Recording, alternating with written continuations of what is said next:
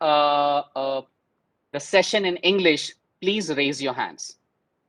Either you can raise your hands here on the panel, or you can also put it in the chat, whatever you prefer. I'm going to count it now.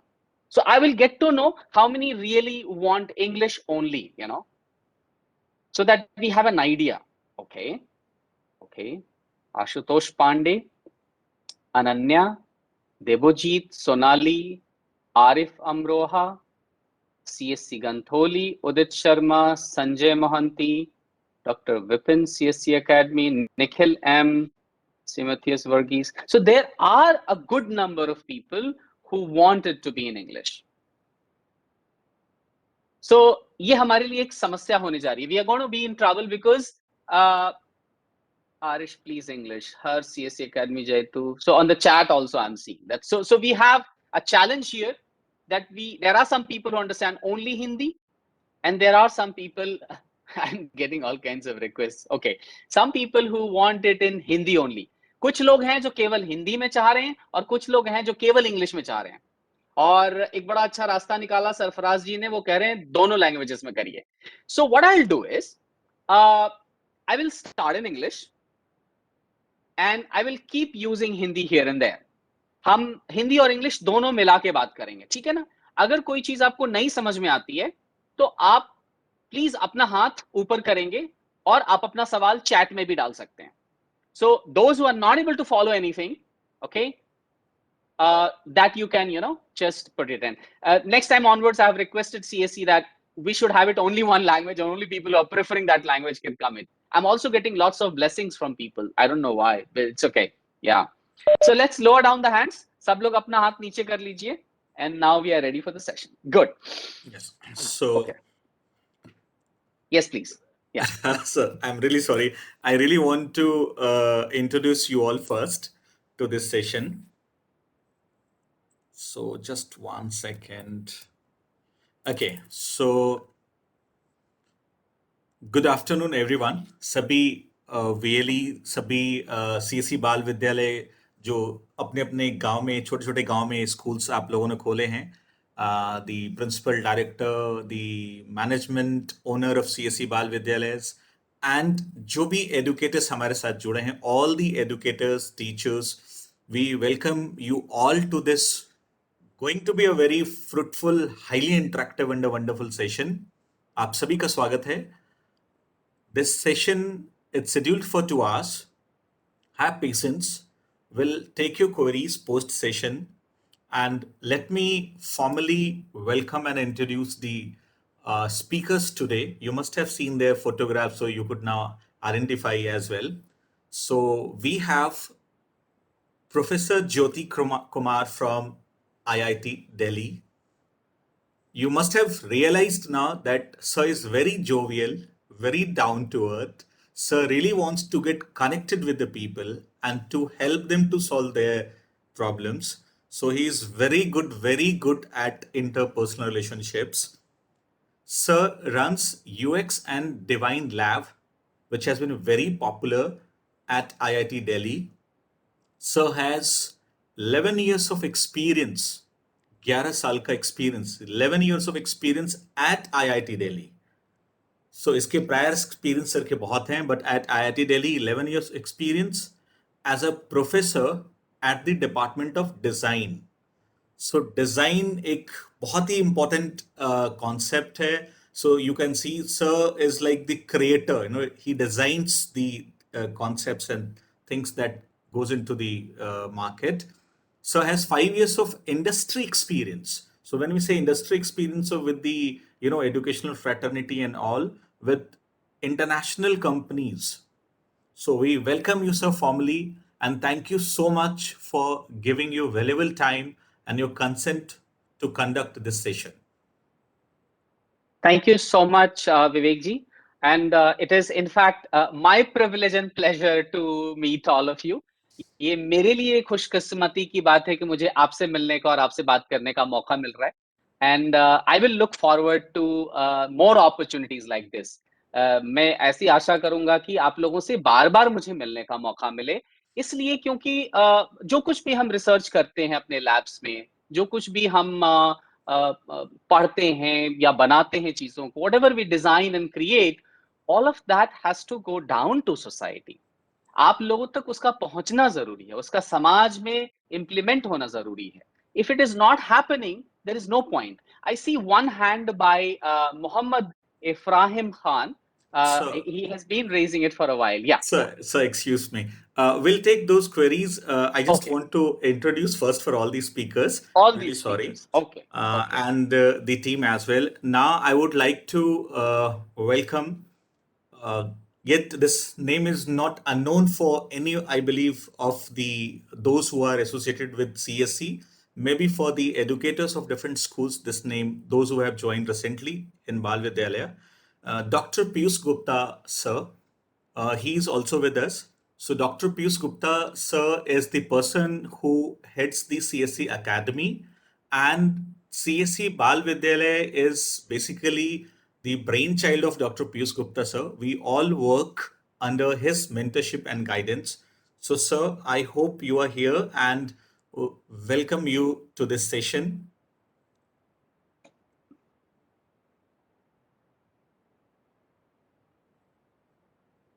I just Sir, we couldn't hear you. It seems your mic is mute. Sir,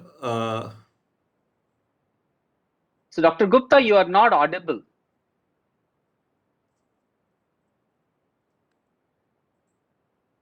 maybe, okay, I'll just change. Now, sir, you can Yeah, speak. now it's better. Yeah. Yeah, now I can speak. I was locked.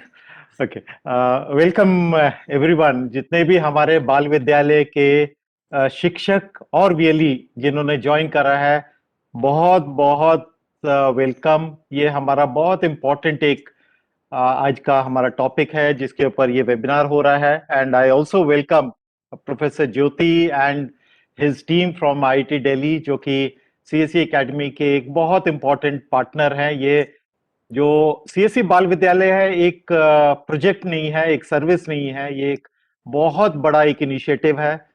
It's a big transformation which we are talking about in early childhood education. तो उसके related what we have seen during the last 1.5 years or so since we started, that the learning capability of rural teachers, educators is much better and much faster. Keenness जो है rural के हमारे educators, teachers जो है बाल विद्यालय के साथ जुड़े, उनकी सीखने की जिज्ञासा जो है वो बहुत ज्यादा होती है. I have been involved and somewhere with urban teachers also. So I find a big difference. और वो एक बहुत अच्छी चीज है, क्योंकि जब हम ये बात कर रहे हैं सीएससी बाल विद्यालय, हम देख रहे हैं कि टेक्नोलॉजी को किस तरह से एक टूल बनाया जा सकता है. okay? सिर्फ टेक्नोलॉजी से नहीं सिखा रहे हम, बट टेक्नोलॉजी को एक टूल बना के बच्चे की जिज्ञासा जो है, क्रिएटिविटी जो है, एक्साइटमेंट जो होती है, जब वो गेम या डांस करते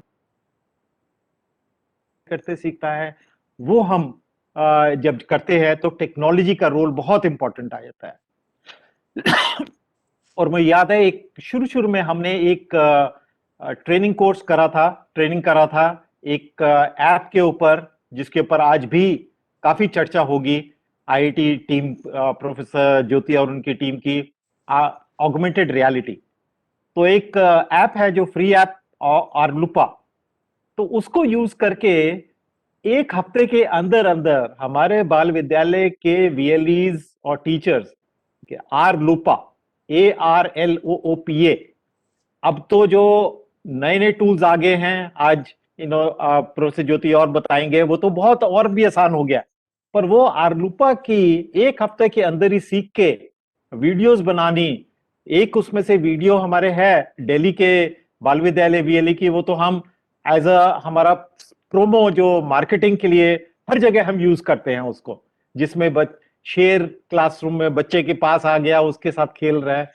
सो ये टेक्नोलॉजी जब यूज करते हैं तो बहुत बदलाव होता है. जिस तरह से हम पहले आप लोग पढ़ा रहे थे और अब जिस तरह से पढ़ाएंगे, जब टेक्नोलॉजी को यूज करेंगे, उसमें एक बहुत बड़ा एक ट्रांसफॉर्मेशन है. तो वो जो आपका भी, आप लोगों का लर्निंग प्रोसेस जो है जो पुराना सीखा है उसको थोड़ी देर आप रख दीजिए, वो तो आता ही है। तो अब नए तरीके से जो हम पेडागॉजी कहते हैं, देखिए किस तरह से यूज करना है टेक्नोलॉजी अपने क्लासरूम में, एक पर्टिकुलर सेशन में, आधे घंटे के सेशन में या 45 मिनट के सेशन में, ऑनलाइन करा रहे हैं चाहे ऑफलाइन करा रहे हैं, वो अंडरस्टैंड करनी बहुत इंपॉर्टेंट है। तो आज का जो विषय है वो उसी के ऊपर है। And IIT Delhi CSC academy के साथ मिलके एक कुछ स्पेशल कंटेंट भी बना रहे हैं इमर्जिंग टेक्नोलॉजीज को यूज करते हुए। उसमें चाहे एलेक्सा है, चाहे ऑगमेंटेड रियलिटी है। तो इसके ऊपर आज हमारी बहुत इंटरेस्टिंग ये होने वाला है। तो जो भी वीएलईज हैं, प्लीज इंश्योर करिए कि आपके एजुकेटर्स ज्वाइन कर लें। अगर किसी कारणवश ज्वाइन नहीं कर पाए हैं तो प्लीज ये ट्रेनिंग आप उनको दोबारा से आप उनको ट्रेन करिएगा। जो भी आज आपने सीखा है वो आप अपने एजुकेटर्स को बताइएगा, उनको सिखाइएगा। ये बहुत जरूरी है, ये मिस मत करिएगा। एक सेकंड का भी बहुत अटेंशन, पूरा बाकी काम थोड़ी देर के लिए सब छोड़ दीजिए, 1-1.5 घंटे के लिए। ये एक बहुत बड़ा बदलाव, और बड़ी खुशी है कि आईआईटी दिल्ली जैसी संस्था और प्रोफेसर ज्योति जो है वो एक प्रोफेसर वहां पे तो हैं, बट ये जो बाल विद्यालय का विजन है इसके साथ उनका जो कहते हैं ना दिल का तार जुड़ गया है। तो वो बहुत ही इंपॉर्टेंट है कि इन्होंने बहुत मेहनत कर रहे हैं, टीम और मेंबर्स भी हैं। So all the best and enjoy the session. Thank you very much everyone. Thank you. नमस्कार। Thank you so much, sir. Now I would take 2-3 more minutes to introduce 3 more speakers. हमारे साथ 3 और speakers आज जुड़े हैं. Dr. Grishma Sharma, ma'am. She is cognitive neuroscientist and she is working as a postdoc researcher at IIT Delhi. She has done her PhD in cognitive neuroscience and she is an expert in AR and VR learning experiences for children. Welcome to you, ma'am. नमस्कार, धन्यवाद। Then we have Dr. Pooja Swami Sahni, ma'am. She's also a principal research scientist at IIT Delhi. She's heading a project with the Mind and Life Institute, United States of America, to study the impact of nature on children's brain. बच्चों के दिमाग पर प्रकृति का कैसा क्या असर होता है, सराउंडिंग्स का कैसा असर होता है, उस पर मैम बहुत अच्छा स्टडी कर रही हैं. And then finally we have welcome ma'am to this session. And finally we have miss Sunita Bhatt. She is bachelor in elementary education from गागी college, university of Delhi. She believes in the practice of contextual learning and she has an experience in teaching in Delhi government schools. Currently, she is working with IIT Delhi and you will be happy to know that she works with IIT Delhi to develop a curriculum for CSE Bal Vidyalaya with augmented reality intervention. So yet she works with IIT Delhi, but I would say she actually does a lot for our Bal Vidyalaya. So welcome you, ma'am, to this session. And before we begin the session शुरू करने से पहले 2-3 request हैं आप सभी को. Please follow the rules, the guidelines. We'll be able to make this session smooth and very fruitful for everyone. Keep your audio on mute mode. Any question related to this training only. I repeat, any question related to this training only. इस training से related सिर्फ questions आपके जो हैं, right it in the chat box. बिना hesitation का हर सवाल लिखिए चैट बॉक्स में, लेकिन वो इस ट्रेनिंग से रिलेटेड हो, and participate actively. So thank you so much. Welcome everybody to this wonderful session. We have our central team, Ms. Sweta and Pinky as well with us. So we all are here to support you. And finally, over to Professor Jyoti, sir. Thank you so much, sir. So I think we have now about an hour and a half for our discussion today. And हमारे पास करीबन 1.5 घंटे हैं आज जो हमने commitment आपसे समय मांगा था. तो चलिए बातचीत शुरू करते हैं. सबसे पहले आपकी स्लाइड पे, आपके सामने स्क्रीन पे ये दिखाई दे रहा होगा स्लाइड, जिसमें हमने आज के डिस्कशन का विषय रखा है, सॉरी या जस्ट वन सेक, या आज के डिस्कशन का विषय हमारा है टेक्नोलॉजी फॉर सीएससी बाल विद्यालय पेडागोजी।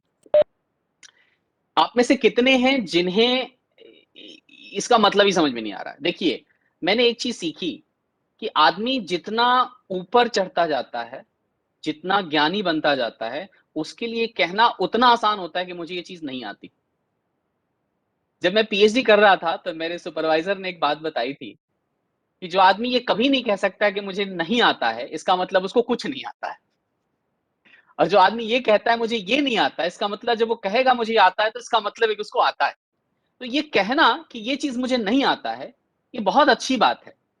और हमारी संस्कृति में ये खासकर बात बहुत इसको विनम्रता से कहा जाता था कि नमंती फलनो वृक्षा, जिसको जो फल से लदे हुए वृक्ष होते हैं वो झुक जाते हैं, उनको कुछ नहीं आता है। वो कहते हैं कि भाई हम तो बड़े साधारण हैं, है ना। तो अगर आपको कहीं पूरे सेशन में अगर कुछ ऐसा लगता है कि पता नहीं है क्या बताया जा रहा है, और आप चैट में लिख देंगे ये समझ में नहीं आया, ये आप क्या कहना चाह रहे हैं, या आप मुझसे ये कहेंगे ज्योति मैं इससे अग्री नहीं करता हूं, आप जो कह रहे हैं ये बात आपकी मेरे को ठीक नहीं लग रही है, तो मुझे बड़ी खुशी होगी। क्योंकि जब ये बात कहते हैं तो इसका मतलब दो बातें ही, एक तो आप सुन रहे थे जो मैं कह रहा था, और दूसरी कि आपका अपना एक पॉइंट ऑफ व्यू है। वो बहुत जरूरी है एक टीचर, एक बाल विद्यालय के ओनर के रूप में, कि आप अपनी एक पॉइंट ऑफ व्यू डेवलप करें। हमारे बताई गई बात पे आप कितने आगे जाएंगे? how far can you go with what I am explaining? You know, you need to develop your own understanding of what you are trying to run. We are here to help you. Ground पे तो आप हैं, बच्चों के सामने तो आप हैं। आप उन बच्चे और उनके माता पिता और उस पूरे समाज को जवाब दे ही दे रहे हैं। हमारा काम तो बड़ा आसान है, हम यहाँ बैठ करके आपको एक ज्ञान दे देंगे, पता नहीं वो कितना प्रैक्टिकल है, आपके काम का है कि नहीं है, इट्स यूजफुल टू यू और not. So I will be very happy if you argue with me. मुझे बहुत अच्छा लगेगा अगर आप चैट के माध्यम से या हाथ उठाकर आप कहें कि this is not something that I agree, या मुझे ये बात समझ में नहीं आई।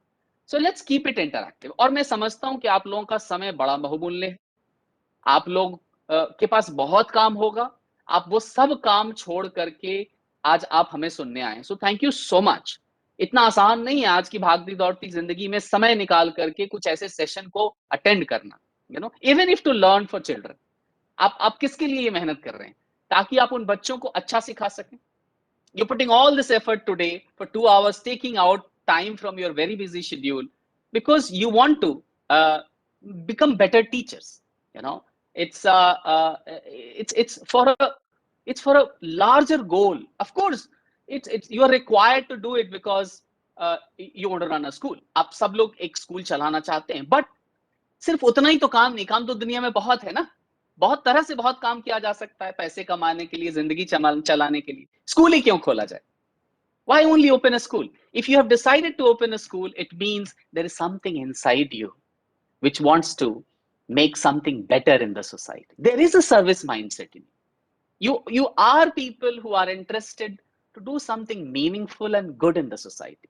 Of course, in order to do good, you also need to have a budget, a certain money and a certain infrastructure. ये तो जरूरत है। आप बहुत अच्छा करना चाह रहे हैं, आप समाज में किसी की कोई सेवा करना चाह रहे हैं। और सबसे बड़ा ज्ञान हमारी संस्कृति में तो सबसे बड़ा दान कहा गया है, ज्ञान का दान। The highest kind of service in our culture has been the service of knowledge, giving someone a knowledge, because knowledge is going to live in this world and we will be dead. हम जो ज्ञान किसी को बांटेंगे वो इस संसार में रहेगा किसी न किसी के पास, और हम शायद चले जाएंगे। Service of knowledge is a great. Okay, so having set that context, having set up my tone and my what my discussion is, I would keep an eye on the chat.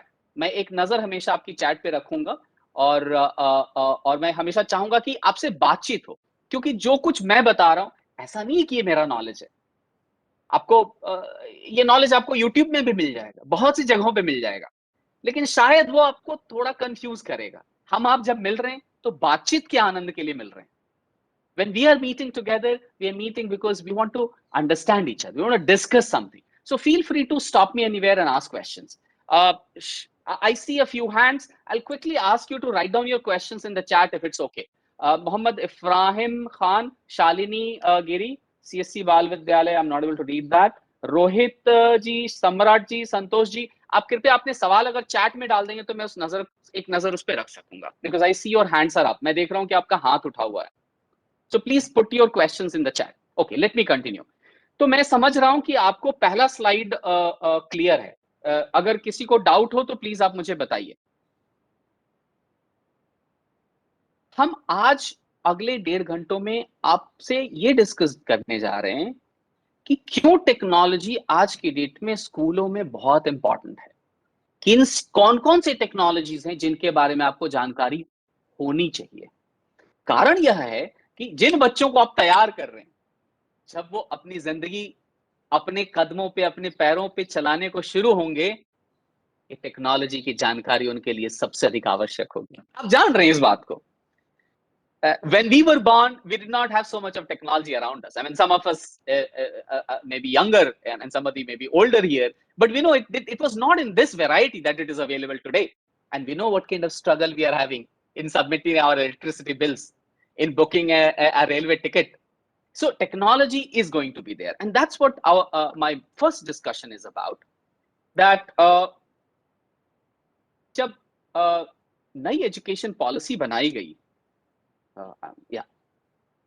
Sorry हाँ, जब नई education policy बनाई गई है 2020 में, तो आप गौर करेंगे कि एक सर्टेन शिफ्ट आया है थिंकिंग प्रोसेस में। Now all of you who want to be teachers और owners of schools, you will have to look at this new education policy. I'm not going to spend a lot of time today on the new education policy. I think there are a lot of people in the CSC and elsewhere also who are working on this. But because you're owners of these schools, आप सब लोग ऐसे विद्यालयों को चला रहे हैं जो छोटे बच्चों के लिए है, तो लास्ट वाला कॉलम खासकर आपको ये समझना जरूरी है कि आंगनवाड़ी, प्री स्कूल, बाल विद्यालय, बाल वाटिका, इन सब के लिए ये 3 साल का करिकुलम हमको चलाना है, जिसमें हमें क्या नॉलेज देना है उन लोगों को, बच्चों को, 3 से 6 साल के बच्चों को। एक आप देखेंगे कि अल्फाबेट्स का, लैंग्वेजेस का, नंबर्स का, कलर्स का। आई एम सॉरी, मैंने हिंदी में स्लाइड नहीं बनाया। मुझे मालूम नहीं था कि इतनी बड़ी संख्या में हिंदी भाषी लोग आएंगे। अगली बार मैं जरूर इसमें करेक्शन करूंगा और मैं चाहूंगा कि एक बार केवल हिंदी भाषी हम लोग बना करके सारा डिस्कस करें। But right now please accept me, that it's in a mixed language. I would like to going forward conduct sessions separately for Hindi and English, because अभी क्या है ना, इंग्लिश में बोलते हैं तो हिंदी वालों को थोड़ा लगता है, and when I'm speaking in English, then and this is getting mixed up. But anyway, thank you so much Kalidas ji, आपने no problem कहा, thank you so much. So एक देखिए, 3 साल में हमें बच्चों को एक सेट ऑफ कॉम्पिटेंसीज देनी है, एक सेट ऑफ उनको काबिलियत देनी है, उनके अंदर हमको एक सेट ऑफ जानकारी देनी है, उनको इतनी चीजों में दक्षता होनी चाहिए, या उनको एक्सपोजर होना चाहिए, या कम से कम उनको थोड़ा बहुत इसके बारे में आइडिया होना चाहिए। अब वेरिएशन होगा एक क्लासरूम में, सारे बच्चे एक जैसे नहीं होंगे। कुछ बच्चे जब आप बताएंगे तो ध्यान से सुनेंगे। When you will explain certain things to children, they will listen with a lot of curiosity. There will be other children who will not listen, so there will be that variation. Now you can't force anybody. किसी बच्चे को हम जबरदस्ती तो पढ़ा नहीं सकते। So we need to get into a thinking of how do we develop pedagogy। शब्द इस यहां से आता है कि हम इस पे चिंतन करें कि यह बात जो हमें बतानी है, जैसे अल्फाबेट्स पढ़ाना है, ABCD, how do we teach ABCD। आप समझ रहे मैं क्या कहना चाह रहा हूं? This is a creative part. ये आप कैसे पढ़ाएंगे, ये एक पेडागॉजी का थिंग। इस वर्ड को पेडागॉजी कहते हैं। छोटे बच्चों को किस प्रकार पढ़ाया जाए, इस पर जो चिंतन, इस पर जो रिसर्च है, इसमें जो किताबें हैं, इन सबको पेडागॉजी के ऊपर कहते हैं कि ये पेडागॉजी मतलब हम बताएं कैसे। पढ़ाना तो ABCD, हम लोग भी पढ़े हैं ABCD, है कि नहीं? हम लोगों ने भी अक्षर ज्ञान किया है। लेकिन क्या आज के बच्चों को हम वैसे ही पढ़ाएंगे जैसे हम पढ़े, या कोई नया तरीका होगा? अब एक किताब निकली है central board of secondary education से, CBSE ने मई 2020 में MHRD मिनिस्टर के लीडरशिप में ये एक बुक रिलीज की है, जिसका नाम है 21st सेंचुरी स्किल्स। ये किताब दुनिया के अलग अलग देशों में जो कुछ शिक्षा पे काम हुआ है उसके आधार पर एक अपना अपने देश के लिए एक रूपरेखा रख रही है कि हमारे जो बच्चे जब ये बड़े होंगे, जिन बच्चों को आज आप पढ़ा रहे हैं, आज से 20 साल बाद जब हमारे देश की मेन वर्कफोर्स में आएंगे,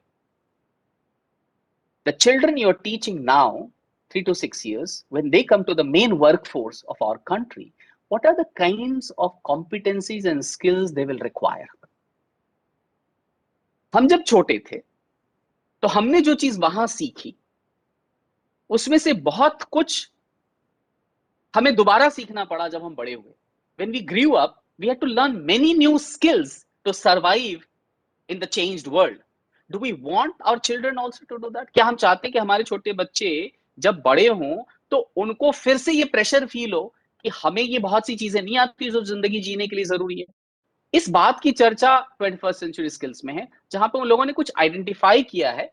आज मैं उसमें बहुत डिटेल में नहीं जाऊंगा बिकॉज आज पहला मीटिंग है and in fact I would like, as I shared, would like to meet you again and again. But अगर आपको कोई सवाल है तो आप जरूर उठा सकते हैं कि ये जो किताब मिनिस्ट्री की आई है इसमें छोटे बच्चों को 21st सेंचुरी स्किल तक ले जाने के लिए एक मॉडल दिया गया है.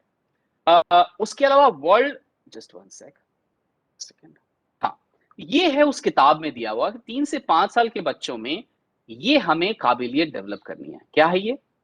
बाईं तरफ में आप देखें, dimensions of self of an individual. एक बच्चा अपने बारे में क्या अंडरस्टैंडिंग बना रहा है, वह कौन है, वह क्या करना चाहता है, उसकी कॉम्पिटेंसीज बताई गई हैं कि वह खुद को समझे और खुद को एक्सप्रेस करे, अपनी बात वो कह सके, फिर अपनी एनहांसमेंट के लिए काम कर सके कि मैं ये आज हूं और मुझे ये बनना है. जैसे आज मुझे ये चीज आती है और मुझे इससे ज्यादा जानना, ये सेंस आए. वो रिलेशनशिप्स को समझ सके कि हमारे आसपास लोग समाज में कौन रहते हैं. ये हो गया इंडिविजुअल से रिलेटेड. दूसरा है कोर लाइफ स्किल्स. उसको अपने इमोशंस को मैनेज करना आना चाहिए. बहुत इंपॉर्टेंट चीज है. जिंदगी में हमेशा सब कुछ एक समान तो नहीं रहेगा, अभी उसको कठिनाइयां भी मिलेंगी. Sometimes the children we are teaching may undergo a lot of emotional challenges also. Not always it's going to be hunky-dory. How do we train our children to be emotionally resilient, to have that capability to manage the emotional disturbances that happen in their life? Now, अब देखिए, आप गौर करिए कि 21st century skill में इसकी जरूरत बताई गई है कि हमारे बच्चे अपनी भावनात्मक जो उनकी क्षमता है उसका विकास कर सके, कि वो गलत भावों में न बह जाएं. यू नो, आप सुनते होंगे कि हमारे देश में अभी डिप्रेशन की समस्या बहुत बढ़ गई है बच्चों की टीनेज में. बहुत से हमारे आईआईटी की तो आप सुनते रहते होंगे, बहुत बार बच्चे यहाँ आकर के सुसाइड भी कर लेते हैं. बड़ी दुख की बात होती है. इतने मेहनत करके इतने अच्छे परिवारों से आए बच्चे and they just they kill themselves, उतनी मेहनत करके. ऐसा हो क्यों रहा है? कहीं ना कहीं हमने उनको अपने इमोशंस को मैनेज करना नहीं सिखाया. कहीं ना कहीं हमारे समाज की, हमारी शिक्षा की ये समस्या है. अब देखिए ये चिंतन कितना गहरा है कि हम बच्चे को सिर्फ एबीसीडी नहीं सिखा रहे. हमारा काम वहां खत्म नहीं हो जाता कि जोड़ घटाओ गुना भाग हमने सिखा दिया और उसको अच्छे से कंप्यूटर चलाना आ गया. एक संपूर्ण व्यक्तित्व का विकास होना है. The child's complete personality has to be developed to live a complete life. So अब इसमें बहुत से विषय हैं, मैं सारे में जाऊंगा तो बहुत समय लग जाएगा, तो मैं अभी सारे विषय में नहीं जाऊंगा. लेकिन ये हमने कहा कि ये एक बुक है जिसमें ये सारी जानकारी है और आप इसको अपने से कभी, आप ऑनलाइन में मिलेगा, टेक्स्ट बुक मिलेगा, आप कर सकते हैं. एक अलग से हम केवल इसी के ऊपर डिस्कशन कर सकते हैं. आज का विषय हमारा है कि ये जो different types of life skills की बात पूरी दुनिया में हो रही है, सिर्फ हमारे देश में ही नहीं है. आप गौर करेंगे हमारी टीम पिछले 6 महीनों से दुनिया के अलग अलग देशों की जो शिक्षा नीतियां हैं, हम लोग उसका अध्ययन कर रहे हैं. We have been studying the educational policies and curriculum of different countries, and what we are realizing is that there is a general trend of these skills. हम ये देख रहे हैं कि सारी दुनिया में अलग अलग देशों में इमोशंस के बच्चों में डेवलपमेंट के ऊपर और उनकी सामाजिक क्षमता के डेवलपमेंट के ऊपर, उनके व्यक्तित्व के विकास के ऊपर, उसके साथ में उनके कंप्यूटर और टेक्नोलॉजी की भी बढ़ती रहे. ये चीजों के ऊपर काम एक हो रहा है, एक होलिस्टिक रूप में हो रहा है. नाउ अब मैं आ जाता हूं कि हमारे बाल विद्यालय में हम लोग क्या कर रहे हैं। अभी तक आपको सबको ये बुक मिली होगी, कुछ लोग जो नए आए हैं उनको नहीं मिली होगी, जो सीएससी की टीम ने डॉक्टर पीयूष गुप्ता जी के अंदर में रह करके ये बड़ा सुंदर डिटेल्ड एक करिकुलम आपको बना कर दिया है. So you all have received this curriculum, or you may be receiving very soon. It has a very detailed description of the kind of activities that can be done. Now, what we are going to discuss today, you know, अब मैं आता हूँ main विषय पे, main मुद्दे पे आज के. I am trying to argue that there is a need for a change in pedagogy in बाल विद्यालय. मैं आप सबसे ये अनुरोध कर रहा हूं कि हमें अपनी बच्चों की शिक्षा को नए ढंग से देखने की जरूरत है. क्यों है ये जरूरत? अब मैं आपका ध्यान थोड़ा आकर्षित करना चाहूंगा कि बहुत दिन नहीं हुए हमारी पृथ्वी पे जब पेपर नाम की चीज नहीं थी, कागज नहीं होता था. Not long ago it is that on our planet there was nothing called paper, and then somebody discovered paper, or rather invented paper. कुछ लोगों ने फिर मिलकर के ये इजाद किया, पेपर नाम की चीज. जब पेपर इजाद हुआ था उस समय ग्रीक के एक बहुत बड़े फिलोसफर थे, प्लेटो, यू नो, उनका कहना था कि ये अच्छी चीज नहीं है, इसे स्कूल में नहीं जाना चाहिए. क्यों? क्योंकि ये टेक्नोलॉजी जो है सो हमारी याद करने की क्षमता को कम कर देगा. So Plato's argument was that we should not introduce the technology of paper in schools because it will diminish the capacity of memory of children. और हमें मालूम है कि आज पेपर के बिना हम एजुकेशन सोच नहीं सकते. Today we all realize how important paper is. What I'm trying to argue is at each level of civilization, there are new technologies that emerge. पहले हमारे यहाँ एक संस्कृति थी बात को कहने और सुनने की, लिखने की परंपरा नहीं थी. In our country also, there is a whole lot of mythology which speaks that ours was a verbal culture, vocal culture. We didn't used to document anything. हमारे पास writing नहीं थी. And then there is a story, we don't know how true, but yeah, there are a lot of people who believe it, that there Ganesha, you know, the Lord Ganesha was the first person to write the Vedas as Ved Vyasa spoke. Yeah, Rupesh ji knows about Shruti and Smriti. Yes, exactly. So सुन करके जो कहा, you know, जो ज्ञान हो वो श्रुति है, और याद करके जो रखा जाए वो स्मृति है. Okay. Okay. So the argument I'm trying to make is आज हमारे आसपास ऐसी बहुत सी नई टेक्नोलॉजीज आ गई हैं, तो क्या हमें उनको बच्चों को बचपन से ही उनके लाभ से परिचय कराना चाहिए?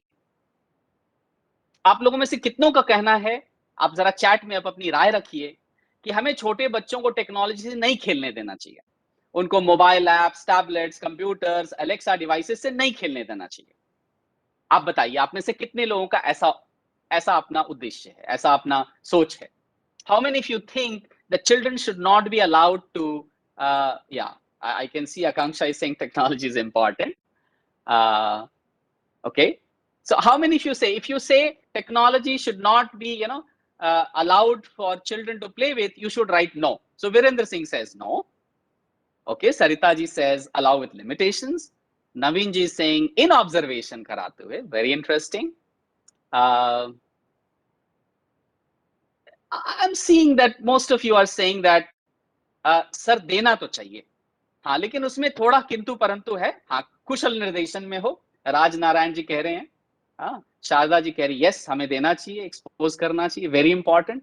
तो एटलीस्ट मैं, we can't survive in single minute with that technology. Thank you so much Akanksha ji. Yes, ya, so this is very heartening for me to know, you know, ये मेरे लिए बड़ा अच्छा है कि मुझे कम से कम आपको ये कन्विंस करने की जरूरत नहीं है कि हम टेक्नोलॉजी से बच्चों को दूर नहीं रख सकते हैं, और रखने की जरूरत नहीं. हाँ, टेक्नोलॉजी का समुचित उपयोग शिक्षा में होना चाहिए.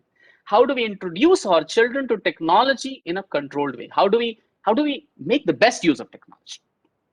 Now that's what the whole discussion today is about. Yeah. So I can see most of you. Mohammad Irfan is saying technology is important.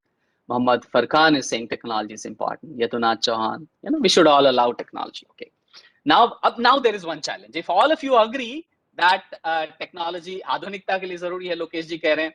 लेकिन अब एक चीज बताइए, अगर हमें बच्चों को टेक्नोलॉजी सिखानी होगी या टेक्नोलॉजी का इस्तेमाल हमारे क्लासरूम में करना पड़ेगा, तो पहले टीचर को सीखना पड़ेगा कि नहीं? तो है ना ये एक समस्या? या so we'll all have to, right? We'll have to understand what is that technology can offer. हमारे बच्चों की शिक्षा में टेक्नोलॉजी क्या चीज अच्छा कर सकती है और क्या बुरा कर सकती है. Now that's a lot of discussion and debate. Okay, so I'm only putting two technologies right now on this slide, which I feel has a potential to add value, and it is the future technology in the sense it is just upcoming. ये जो दो technologies हम दिखा रहे हैं, इसका अभी शिक्षा में बस शुरुआत हुआ है. और अगर बाल विद्यालय, पहले ऐसे विद्यालय हैं हमारे देश में और शायद दुनिया में भी, जो इन टेक्नोलॉजीज का इस्तेमाल सबसे पहले शुरू करते हैं, तो आप समझ रहे हैं कि आपकी स्कूलों से कितने अधिक बच्चे जोड़ना चाहेंगे,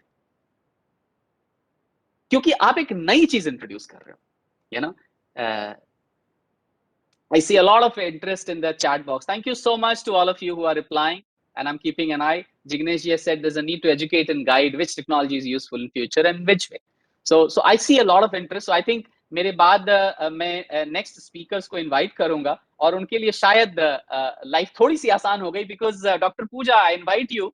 I see a lot of interest, and Dr. Pooja, as Vivek ji has discussed with you, she has done her PhD in impact of nature on children's brain development. तो थोड़े समय के लिए हम डिविएट करेंगे कि टेक्नोलॉजी को किस तरह से हम यूज कर सकते हैं. उस पे आने से पहले एक थोड़ा सा डिस्कशन, एक छोटा सा short, but I'm thinking, Dr. Pooja, before I hand over the floor to you, maybe a lot of people will require a bio break. हम लोग करीबन कितनी देर से हम लोग बैठे हुए हैं? करीबन 40 मिनट से हम लोग बैठे हुए हैं, 44 मिनट से, है ना? तो लगातार बहुत देर बैठना भी ठीक नहीं. हम लोग टेक्नोलॉजी की डिस्कशन कर रहे हैं. So I think we should take a 4-minute break. हम सब 4 मिनट का ब्रेक लेते हैं. जिसको थोड़ा बायो ब्रेक के लिए जाना है, वो लघु शंका निवारण इत्यादि में चले जाएं, और थोड़ा सा सब लोग ब्रीदिंग एक्सरसाइज कर लें, अपने हाथ स्ट्रेच करके और ब्रीद करें ताकि पूरा लंग भर जाए, क्योंकि ये भी एक समस्या है हमारी अभी हेल्थ की हो रही है बहुत देर बैठने से. स्ट्रेच करें और ब्रीद करें. So let's take a 4-minute break starting now. हम 3:49 पे वापस आएंगे. Please take a break. Session में सभी बने रहेंगे. सेशन से बाहर निकलकर ब्रेक नहीं लेना आपको. Don't leave, because otherwise you leave and then you may face issues in joining. So session में बने रहिए. ब्रेक जिनको जरूरी है वो जाएं, अदरवाइज. और तब तक आप अपनी क्वेरीज, अभी तक डॉक्टर ज्योति सर ने, प्रोफेसर ज्योति सर ने जो कुछ भी चीजें बताई, अगर कोई क्वेश्चन दिमाग में आपके आ रहा है बेस्ड ऑन की उससे रिलेटेड कुछ क्वेश्चन, तो please write it in the chat box. Till then will take care of the questions. So ये 2 से 3 मिनट आपके लिए. कोई भी क्वेश्चन, कोई भी सवाल आ रहा है आपको related to technology in education, technology in classroom, related to training, upskilling of educators for different technology solutions, आप लिख सकते हैं.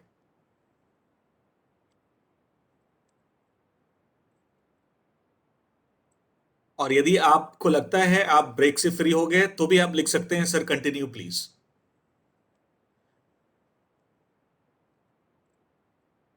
Should we continue or wait? I think break is important. Okay, sir. I'm also taking a bio break. Right, sir. Okay.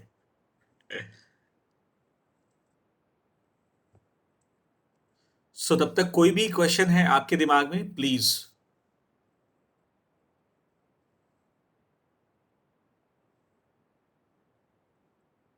एक मेरा question था, जो please, जो हमारे बाल विद्यालय के वीएलई या educators, they have joined from northeast the states, so kindly mention your name and state in chat box. All those who have joined from northeast states, so please अपना नाम और स्टेट, नॉर्थ ईस्ट के जो हैं state जरूर mention करें. only northeast, yes. North east Tripura, मतलब Assam, Oyazul, Tripura, Arunachal, Manipur, Mizoram, Tripura, Anup, Nagaland. Oyazul, you're from Sikkim. State जरूर मेंशन करिए जो नॉर्थ ईस्ट के हैं. दिवास फ्रॉम त्रिपुरा.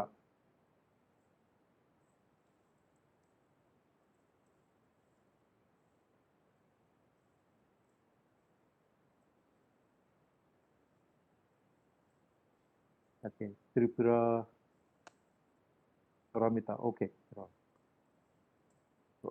हमारी सेंट्रल टीम से श्वेता मैम प्लीज ये नोट कर लीजिएगा, because we have some discussion with north east states के साथ. बाल विद्यालय कुछ अलग से हमको डिस्कशन भी करना है. ओके तो सर. श्वेता मैम ये नोट कर लीजिएगा प्लीज, जो जिन्होंने ज्वाइन करा है नॉर्थ ईस्ट से, बाद में हम कर लेंगे. तो yes Vivek, over to you, continue. Yeah, thank you, sir.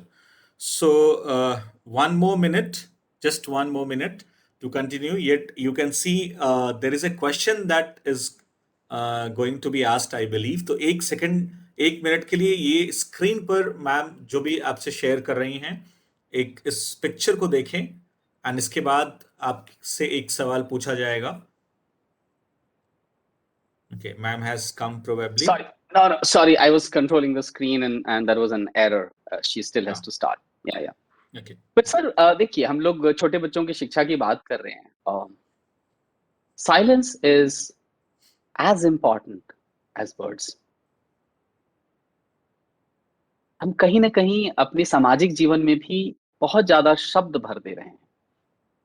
और इंग्लिश में कहावत है कि true communication begins when silence is comfortable. I'm sorry, this screen is being recorded, but I think ये एक प्रैक्टिस जो है कि हम भी करें और हम अपने क्लासरूम में भी ये लेके जाए कि थोड़ा हम ब्रेक लें, 4 मिनट शांत बैठें. बिकॉज वो 4 मिनट शांत बैठने से जो आपको ताकत आ रही है वो अगले आधे घंटे के लिए आ रही है. तो इसलिए मैंने ये ब्रेक का प्रावधान रखा, बिकॉज टॉपिक चेंज हो रहा है और ब्रेन लगातार काम नहीं कर सकता. हमारी आईआईटीज में भी हम 45 मिनट से ज्यादा की क्लासेस, 50 मिनट से ज्यादा की क्लासेस नहीं रखते, बिकॉज वी नो कि वो सैचुरेशन लिमिट है. So that's why we took a break. Sir, is there any possibility to show live video with AR Lupa in the TV screen? I think this question is to Dr. Piyush, because he had mentioned about AR Lupa, but I guess those are different sessions. Today's session is with our team with a specific purpose. Let us do justice to that and within the framework that we have looked into, and then we can come back to that. So I think you can always have another session, or if you want, can be taken. So I invite Dr. Pooja now, please. Thank you, Professor Jyoti, Piyush ji and Vivek ji. Namaskar, Adab, Sat Sri Akal, greetings to all the participants from this beautiful country called India. I hope आप ज्योति जी के session के साथ आप सबका moral जो है एकदम boost हो गया होगा. जिन लोगों ने अभी तक अपना CSE बाल विद्यालय शुरू नहीं किया है और सोच ही रहे हैं, वो भी अब पूरे तत्पर होंगे कि हाँ, हमें अपना एक स्कूल खोलना है और ये देश और समाज की भलाई के लिए क्यों इतना जरूरी है. इसके ऊपर भी काफी विचार चिंतन विवेक जी ने, पीयूष जी ने और प्रोफेसर ज्योति ने किया. मैं आपको थोड़ा सा गियर को शिफ्ट करते हुए एक डिफरेंट तरह की पेडागॉजी के बारे में बात कर रही हूँ, जिसके बारे में हम लोग सब काफी परिचित हैं. उससे पहले थोड़ा सा मैं आपको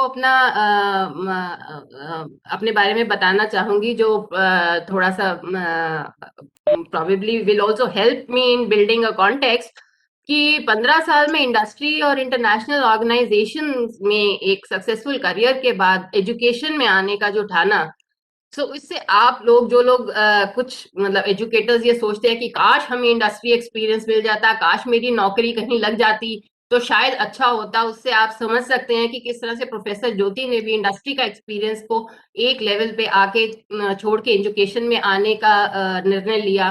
और इसी तरह से मैंने भी एक लेवल पे आके ये निर्णय लिया कि एजुकेशन में इस वक्त मतलब एक पैराडाइम शिफ्ट की जरूरत है और इसमें एक कह लीजिए एविडेंस बेस्ड पेडागॉजी की जरूरत है. सिर्फ कहा सुनी चीजों पे नहीं, तो जिस तरह से प्रोफेसर ज्योति ने भी बोला, ये एक्सरसाइज हमने सिर्फ एक बंद कमरों में रिसर्च की तरह से नहीं करी है, हमने देश विदेश की बेस्ट प्रैक्टिसेस को देख के कुछ अपने लैब में बच्चों के ऊपर, जैसे आप स्क्रीन पे देख रहे हैं कि बच्चों काफी बच्चे हमारी लैब में आते हैं जिनके ऊपर हम तरह तरह के एक्सपेरिमेंट करते हैं, उनको तरह तरह की स्टिमुलाई या उनको तरह तरह के एक्सपोजर देके फिर हम देखते हैं कि किस तरह से उनके जो कॉग्निटिव स्किल्स है या उनकी जो सोशल इमोशनल कॉम्पिटेंसीज है उन पे क्या असर पड़ रहा है, उस सब का हम रिसर्च करते हैं। और उस रिसर्च के बेसिस पे फिर जो ये सीएससी के बाल विद्यालय में करिकुलम में जो आपको एक्टिविटीज सजेस्ट करी जा रही हैं,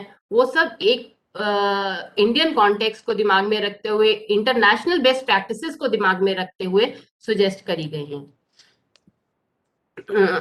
नेक्स्ट स्लाइड प्लीज। सो ये तो था हमारे बारे में। अब एक छोटा सा रिफ्लेक्शन लेते हैं आप लोगों को थोड़ा सा और गहराई में जानने के लिए। तो पहला क्वेश्चन जो है वो हमें ये आप हेल्प करिए बताने में कि आप क्लासरूम्स में क्या क्या पढ़ाते हैं। चैट बॉक्स यूज कर सकते हैं, मैं देख रही हूँ आप लोग सब बहुत कंफर्टेबल हैं चैट बॉक्स यूज करने के। सो आप प्रॉब्ली लिख सकते हैं किस तरह के सब्जेक्ट्स आप पढ़ाते हैं, और जो जिन्होंने अभी बाल विद्यालय नहीं खोले हैं वो प्रॉब्ली ये चिंतन कर सकते हैं कि वो क्या पढ़ते थे अपने स्कूल्स में। मैथ्स, सुनील जी लिख रहे हैं मैथ्स पढ़ाते हैं वो अपने विद्यालय में। Maths and English, Mohammad Irfan ji maths, बहुत बढ़िया। Hindi, Hindi environment and Hindi maths, computer भी पढ़ाते हैं, वंडरफुल। हिंदी, बहुत बढ़िया, बहुत बढ़िया। सो आप अपने चॉइसेस जो हैं, जो अपने आंसर्स हैं वो प्लीज मेरी आवाज साफ है क्या? कुछ लोग कह रहे हैं आवाज साफ नहीं आ रही। ठीक है, तो प्रोबेबली जिनको कुछ लोगों को अगर दिक्कत आ रही है प्लीज अपने डिवाइसेस एक बार चेक कर लीजिए। अधिकतर लोगों को शायद ठीक आ रही है। कंप्यूटर, मैथ्स, इंग्लिश, हिंदी, बहुत बढ़िया। पोइम्स भी, सत्य सिंह हानिया जी पोइम्स भी पढ़ाते हैं, बहुत बढ़िया। सो आप अपने ये उत्तर जो है पंच इन करते रहिए। हम दूसरे एक रिफ्लेक्शन क्वेश्चन पे जाते हैं और इसको हम सब समराइज करेंगे थोड़ी देर बाद। आप ऐसी कौन सा बिगेस्ट चैलेंज है जो आप बच्चों के साथ फेस करते हैं क्लासरूम्स में? कोई ऐसी, मतलब जब आप ये मैथ, साइंस, कंप्यूटर या कोई भी चीजें ऐसी पढ़ा रहे हैं, इंग्लिश पढ़ा रहे हैं, इन्वायरमेंट एजुकेशन पढ़ा रहे हैं, क्या ऐसा बिगेस्ट चैलेंज है जो आप फेस करते हैं? बहुत बढ़िया। जयपाल जी ने लिखा है अंडरस्टैंडिंग, राइटिंग में दिक्कत है, forgetting, memory related issues, parents समझाने में, समझ पाने में, आइडेंटिफाई करने में, राइटिंग में, बहुत बढ़िया। डिस्ट्रैक्शन लिखा है, लैक ऑफ कंसंट्रेशन लोगों ने लिखा है। सो अटेंशन तो एक मुझे लगता है आजकल के युग में एक ऐसी प्रॉब्लम है जो कि सिर्फ ना बच्चों में, हम लोगों में भी काफी है। आज देखा जाए तो मतलब हम लोग भी जब बैठे एक किताब लेके, पुस्तक लेके 10 मिनट से ज्यादा फोकस नहीं कर पाते। तो एक ये एक अटेंशन जो है, कंसंट्रेशन जो है, एक बढ़ती हुई समस्या, उभरती हुई समस्या के रूप में इवन हमारे रिसर्च में भी आइडेंटिफाई होती है।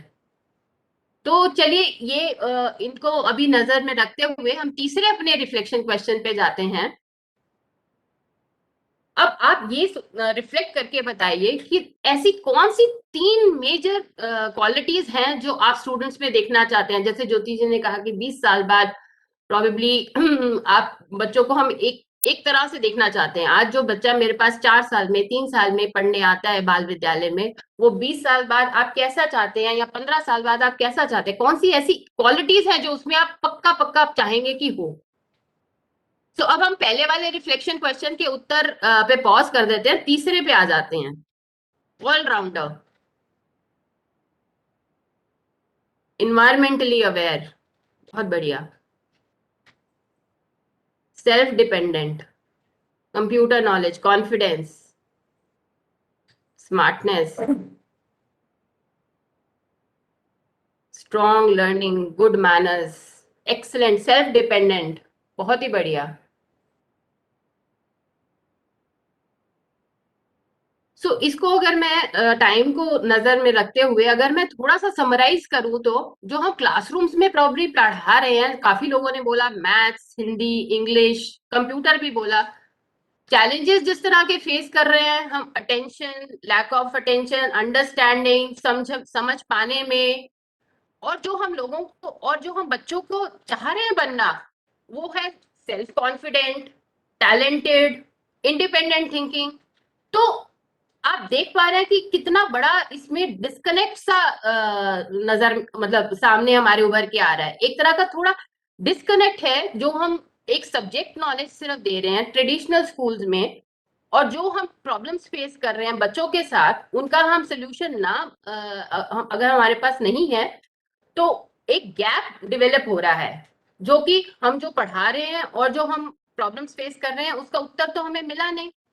तीसरा, हम बच्चों में एक थर्ड डायमेंशन एक्सपेक्ट कर रहे हैं जिसके लिए हम उनको अभी प्रिपेयर कर ही नहीं रहे ट्रेडिशनल एजुकेशन सिस्टम के तहत। सो जो सीएससी बाल विद्यालय का नेक्स्ट स्लाइड प्लीज। सो जिस तरह से अभी आप ही ने अपने उत्तरों से देखा कि एक गैप सा है कि जो हम अपने बच्चों को पढ़ा रहे हैं, what we are teaching them and what we want the children to become, so there is a gap between what we teach to what we want the children to become. So CSC Bal विद्यालय ने इस चीज को काफी गहराई से सोचा और आईआईटी दिल्ली की टीम के साथ कई दफा डिस्कस किया टू ब्रिज द गैप। तो ये करिकुलम जो है ये ना कि सिर्फ 21st सेंचुरी स्किल्स जो कि बच्चों को इंटरनेशनली कॉम्पिटेंट बना रहा है, ना कि हम कह रहे हैं कि रूरल बच्चों को अर्बन से कम्पीट करना है, हम कह रहे हैं देश का, हमारे इंडिया के देश का रूरल बच्चा जो है वो इंटरनेशनली कम्पीट करने लायक बने, उसको इस तरह की शिक्षा राइट उसके 3 साल से 6 साल की उम्र में मिलनी शुरू हो जाए, जिससे कि वो एक इंटरनेशनली कॉम्पिटेंट बने, ना कि सिर्फ लैंग्वेज, न्यूमेरेसी, डिजिटल स्किल्स में, पर ऑल्सो उसका जो हार्ट है वो फील करे, वो नेचर, वो केयर करे। बिकॉज हमें पता है आने वाला जो जमाना है या अभी का जो जमाना है वो सिर्फ जो स्किल्स है वो ये इस तरह के नहीं देख रहा है कि वर्ल्ड में बच्चा जो है टेस्ट दे और उसमें उत्तीर्ण हो, वो ये भी देख रहा है कि जो ब्रेन है और जो हार्ट है वो टुगेदर काम करे, बैलेंस हो। पर हम ये किस तरह से अचीव कर सकते हैं? तो हमारे जैसे प्रोफेसर ज्योति ने भी बताया कि हमारी टीम ने सीएससी बाल विद्यालय का जो करिकुलम था वो एक बड़ी थरो और केयरफुल बेंचमार्किंग एक्सरसाइज के बाद डेवलप किया। हमने केयरफुली स्टडी किया कि इंटरनेशनली जो एजुकेटर्स हैं वो किस किस तरह के तरीके अपना रहे हैं जिससे कि जो बच्चा जो है वो ज्यादा क्लास में अटेंशन पे कर पा रहा है, साथ ही साथ उसको न्यूमेरेसी की भी नॉलेज हो रही है, मैथ्स की भी नॉलेज आ रही है, इंग्लिश बोलने में वो अच्छा उत्तीर्ण हो पा रहा है, कम्युनिकेशन स्किल्स डेवलप कर पा रहा है। इस तरह की कौन सी ऐसी जो टेक्निक्स हैं जो इंटरनेशनली जो ट्यूटर्स हैं, जो एजुकेटर्स हैं वो यूज कर रहे हैं। साथ ही साथ में हमने ये भी देखा हमारे कल्चरल कॉन्टेक्स्ट में, हमारे गुरुकुल सिस्टम में क्या ऐसी चीजें थी विच वर्कड वेल, कौन सी ऐसी चीजें थी कि जब उस जमाने में बच्चों को पढ़ाया जाता था तो वो एक होलिस्टिक लर्निंग होती, तो वो एक होलिस्टिक इंडिविजुअल होता था जो कि सिर्फ फिजिकल मेंटल फैकल्टीज में ही उत्तीर्ण नहीं होता था, वो एक स्पिरिचुअल फैकल्टीज में भी कामयाब था। सो कमिंग बैक टू कि सीएससी बाल विद्यालय का जो करिकुलम है is a balance between the modern day demand, wherein जो चाइल्ड है, जो बच्चा है, उसको एक्सपेक्ट तो किया जाता है कि वो टेक्नोलॉजी को यूज करे लर्निंग के लिए, अपनी रोजमर्रा की जिंदगी के लिए आगे चलकर, बट उसको ये भी एक्सपेक्ट किया जाता है जैसे आप लोगों ने बताया कि वो अपने आप को सेल्फ रेगुलेट कर पाए, कॉन्फिडेंस एक तरह का दिखा पाए और अपना अटेंशन जो है मेंटेन कर पाए जो वो टास्क कर रहा है in the world full of distractions. तो अभी जो मैं जो टेक्नोलॉजी एस्पेक्ट है वो लेटर ऑन मेरी एक और स्पीकर ग्रीष्मा आपके साथ सेशन लेंगी। अभी मैं जो बात आपके साथ करने वाली हूँ वो नेचर बेस्ड एक्सपीरियंशियल लर्निंग की बात करने वाली हूँ।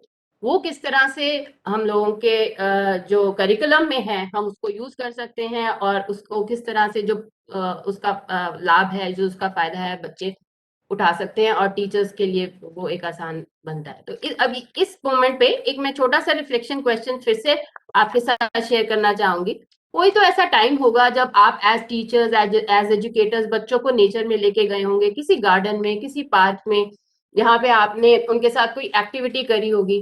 तो प्लीज आप शेयर करिए कि तब आपने अगर ऑब्जर्व किया हो तो बच्चे किस तरह से बिहेव करते हैं, किस तरह से आपको लगता है कि क्या आपका एक्सपीरियंस रहा उस मोमेंट में। और अगर जो टीचर्स नहीं है, जो अभी सिर्फ पर्सपेक्टिव बाल विद्यालय के वीएलईज हैं, वो जनरली ऑब्जर्वेशन से बता सकते हैं कि वो अपने बच्चों को कभी लेके गए होंगे कि कैसा वो अनुभव करते हैं जब कि बच्चे नेचर में होते हैं या प्रकृति में होते हैं, किसी गार्डन पार्क में होते हैं, तब कैसा करते हैं।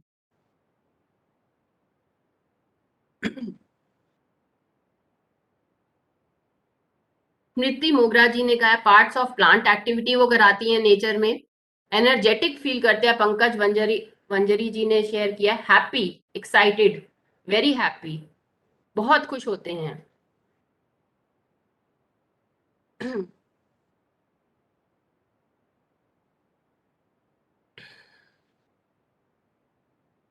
बहुत बढ़िया, इंजॉइंग वेरी मच, इंजॉय करते हैं।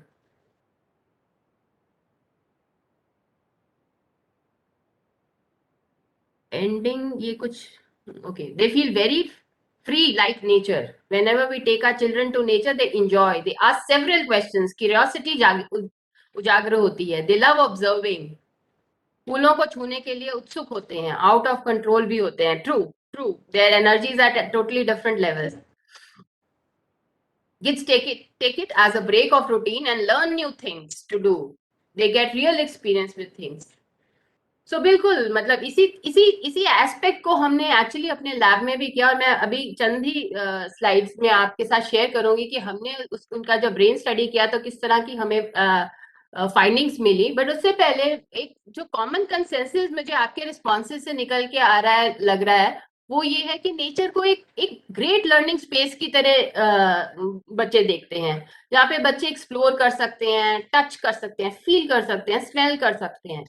एक एक्सपीरियंशियल लर्निंग का एस्पेक्ट जो है, जो जिसको हम अगर सरल शब्दों में कहें कि बच्चा जो है खुद एक्सपीरियंस करके लर्न करता है, वो एक बहुत ही प्रोमिनेंट फीचर हमारा जो है कि जब नेचर में हम बच्चों को किसी एक्टिविटी के लिए जाते हैं आता है। तो गार्डन पार्क जो है वो एक अबंडेंट अपॉर्चुनिटी जो क्रिएटिव एक्सप्रेशन के लिए हमारे लिए जो प्रोवाइड करती हैं, जैसे कि like when they are playing, जैसे कि सिंपल अगर हम कोई एक्टिविटी नहीं भी कराते हैं, जब वो खेल ही रहे हैं, मान लीजिए जब वो एक पेड़ पे चढ़ते हैं या फिर जब वो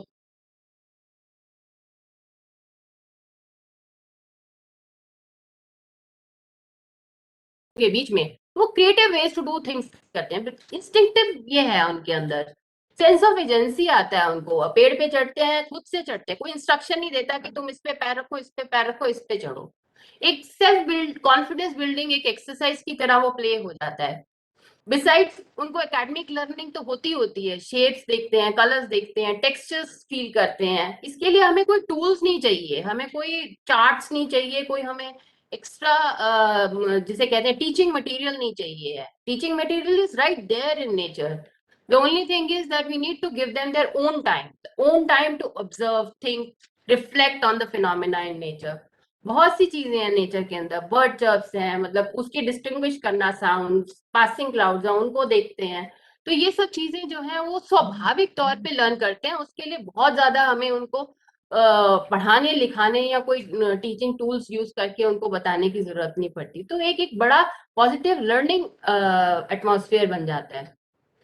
बट अब नेक्स्ट लेवल पे आए तो what happens to the brain when we are in nature, उसके पीछे साइंस क्या है। मतलब ये सिर्फ एक फील करने की बात नहीं है, उसके पीछे हमने लैब में कई सारी स्टडीज करी, और एक स्टडी के अंदर हमने पाया कि जो नेचर बेस्ड लर्निंग थी उसके अंदर बच्चों की, हमने लैब के अंदर ही उनको एक नेचर बेस्ड एक्चुअली एक्सपीरियंस दिया through screen, audio, visuals, bird chirps की साउंड्स, पानी की साउंड्स, ये सब के बाद। और हमने देखा कि जो बच्चों की अटेंशन लेवल है वो एक स्वाभाविक तौर से जो है वो इम्प्रूव हो जाती है इस तरह के शॉर्ट 15-20 मिनट के एक्सपीरियंस के बाद। बच्चे जो सेम टास्क पहले कर रहे थे, कुछ उसके लिए टाइम लेते थे, मान लीजिए 10 मिनट या 15 मिनट लगते थे उनको टास्क करने के, वही टास्क जो वो ऐसे एक्सपीरियंस के बाद देते हैं तो उनका माइंड इतना फ्रेश होता है। किसी ने बोला कि उनके एक अलग लेवल की एनर्जी आ जाती है जब वो नेचर में होते हैं। तो ऐसे एक्सपीरियंस के बाद जब वो टास्क करते हैं, previous slide please, just the previous slide, yes thank you. तो उनका जो अटेंशन लेवल है वो अपने आप ही स्वाभाविक तौर से जो है वो फोकस्ड फील करते हैं। बट अब ऐसा क्या है नेचर के अंदर कि वो जो है जो अटेंशन है उनकी इम्प्रूव हो रही है, जो वो डिस्ट्रैक्शंस को ओवरकम करने की क्षमता है वो बढ़ रही है। तो एक और लेयर पील करते हुए हमने उनका जो ब्रेन स्टडी था, जो उनकी ब्रेन किस तरह से रिस्पॉन्ड करता है स्टिमुलाई को, उसको जब हमने देखा तो हमने देखा कि वो जो उनकी कॉर्टिकल एफिशिएंसी है, मतलब जो ब्रेन के अंदर हमारा जो फंक्शन कर रहे हैं, तो साइमल्टेनियसली हमारे दिमाग के अंदर बहुत सारे थॉट्स होते हैं, बहुत सारी डिस्ट्रैक्शंस होती हैं जो कि हमें जो हमारे को बाधा करती हैं हमारा कोई भी काम सक्सेसफुली एग्जीक्यूट करने के लिए, which actually causes hindrance in executing a task. So what nature does is actually kind of, जैसे कंप्यूटर जब ओवरलोड हो जाए तो काम करना बंद कर देता है ना, उसी तरह से जब नेचर है जो कंप्यूटर को एक तरह से रीबूट कर देता है, आपके मन को शांत कर देता है, काम कर देता है। काम और पीसफुल स्टेट जो होता है वो एक लर्निंग के लिए बेस्ट होता है, ये एजुकेटर्स को सबसे ज्यादा मालूम है। वो डेली लाइफ में स्ट्रगल करते हैं किस तरह से बच्चों को शांत कर सकते हैं, किस तरह से बच्चों को हैप्पी मूड में ला सकते हैं, एनर्जी मूड में ला सकते हैं, ओपन मूड में ला सकते हैं लर्निंग के लिए। तो ये सब जो काम है ये नेचर जो है वो अपने आप से करती है। कोई भी एक्टिविटी दिन में आपके अगर बच्चों को स्कूल शुरू होने से पहले या स्कूल के दौरान अगर आप इवन 15-20 मिनट या आधे घंटे की भी कोई भी एक्टिविटी अगर आप नेचर के साथ करने को कहेंगे, तो उसके बाद आके आप अगर फिर से वही टॉपिक पढ़ाने की कोशिश करेंगे तो आप देखेंगे कि बच्चा बहुत और ज्यादा फोकस्ड है। इसको अगर हम एक और जो स्वीडिश ग्रुप है प्रीवियस स्लाइड प्लीज। तो इसी के ऊपर जो स्वीडिश ग्रुप है उन्होंने काफी संशोधन किया और शोध कार्य किया, और उन्होंने ये पाया कि जो next slide, this one sorry, oxytocin slide please. तो उन्होंने पाया जब एक हमारे मस्तिष्क के अंदर एक छोटा सा ग्लैंड होता है जिसे पिट्यूटरी ग्लैंड कहते हैं, उसके अंदर खूब हमारे जो हार्मोन्स है वो रिलीज करने की क्षमता होती है। तो जो हार्मोन ऑक्सीटोसिन, जिसको एक नॉर्मल भाषा में हैप्पी हार्मोन भी कहते हैं और कनेक्टेड हार्मोन भी कहते हैं, ये हार्मोन रिलीज होता है हमारे मस्तिष्क के अंदर।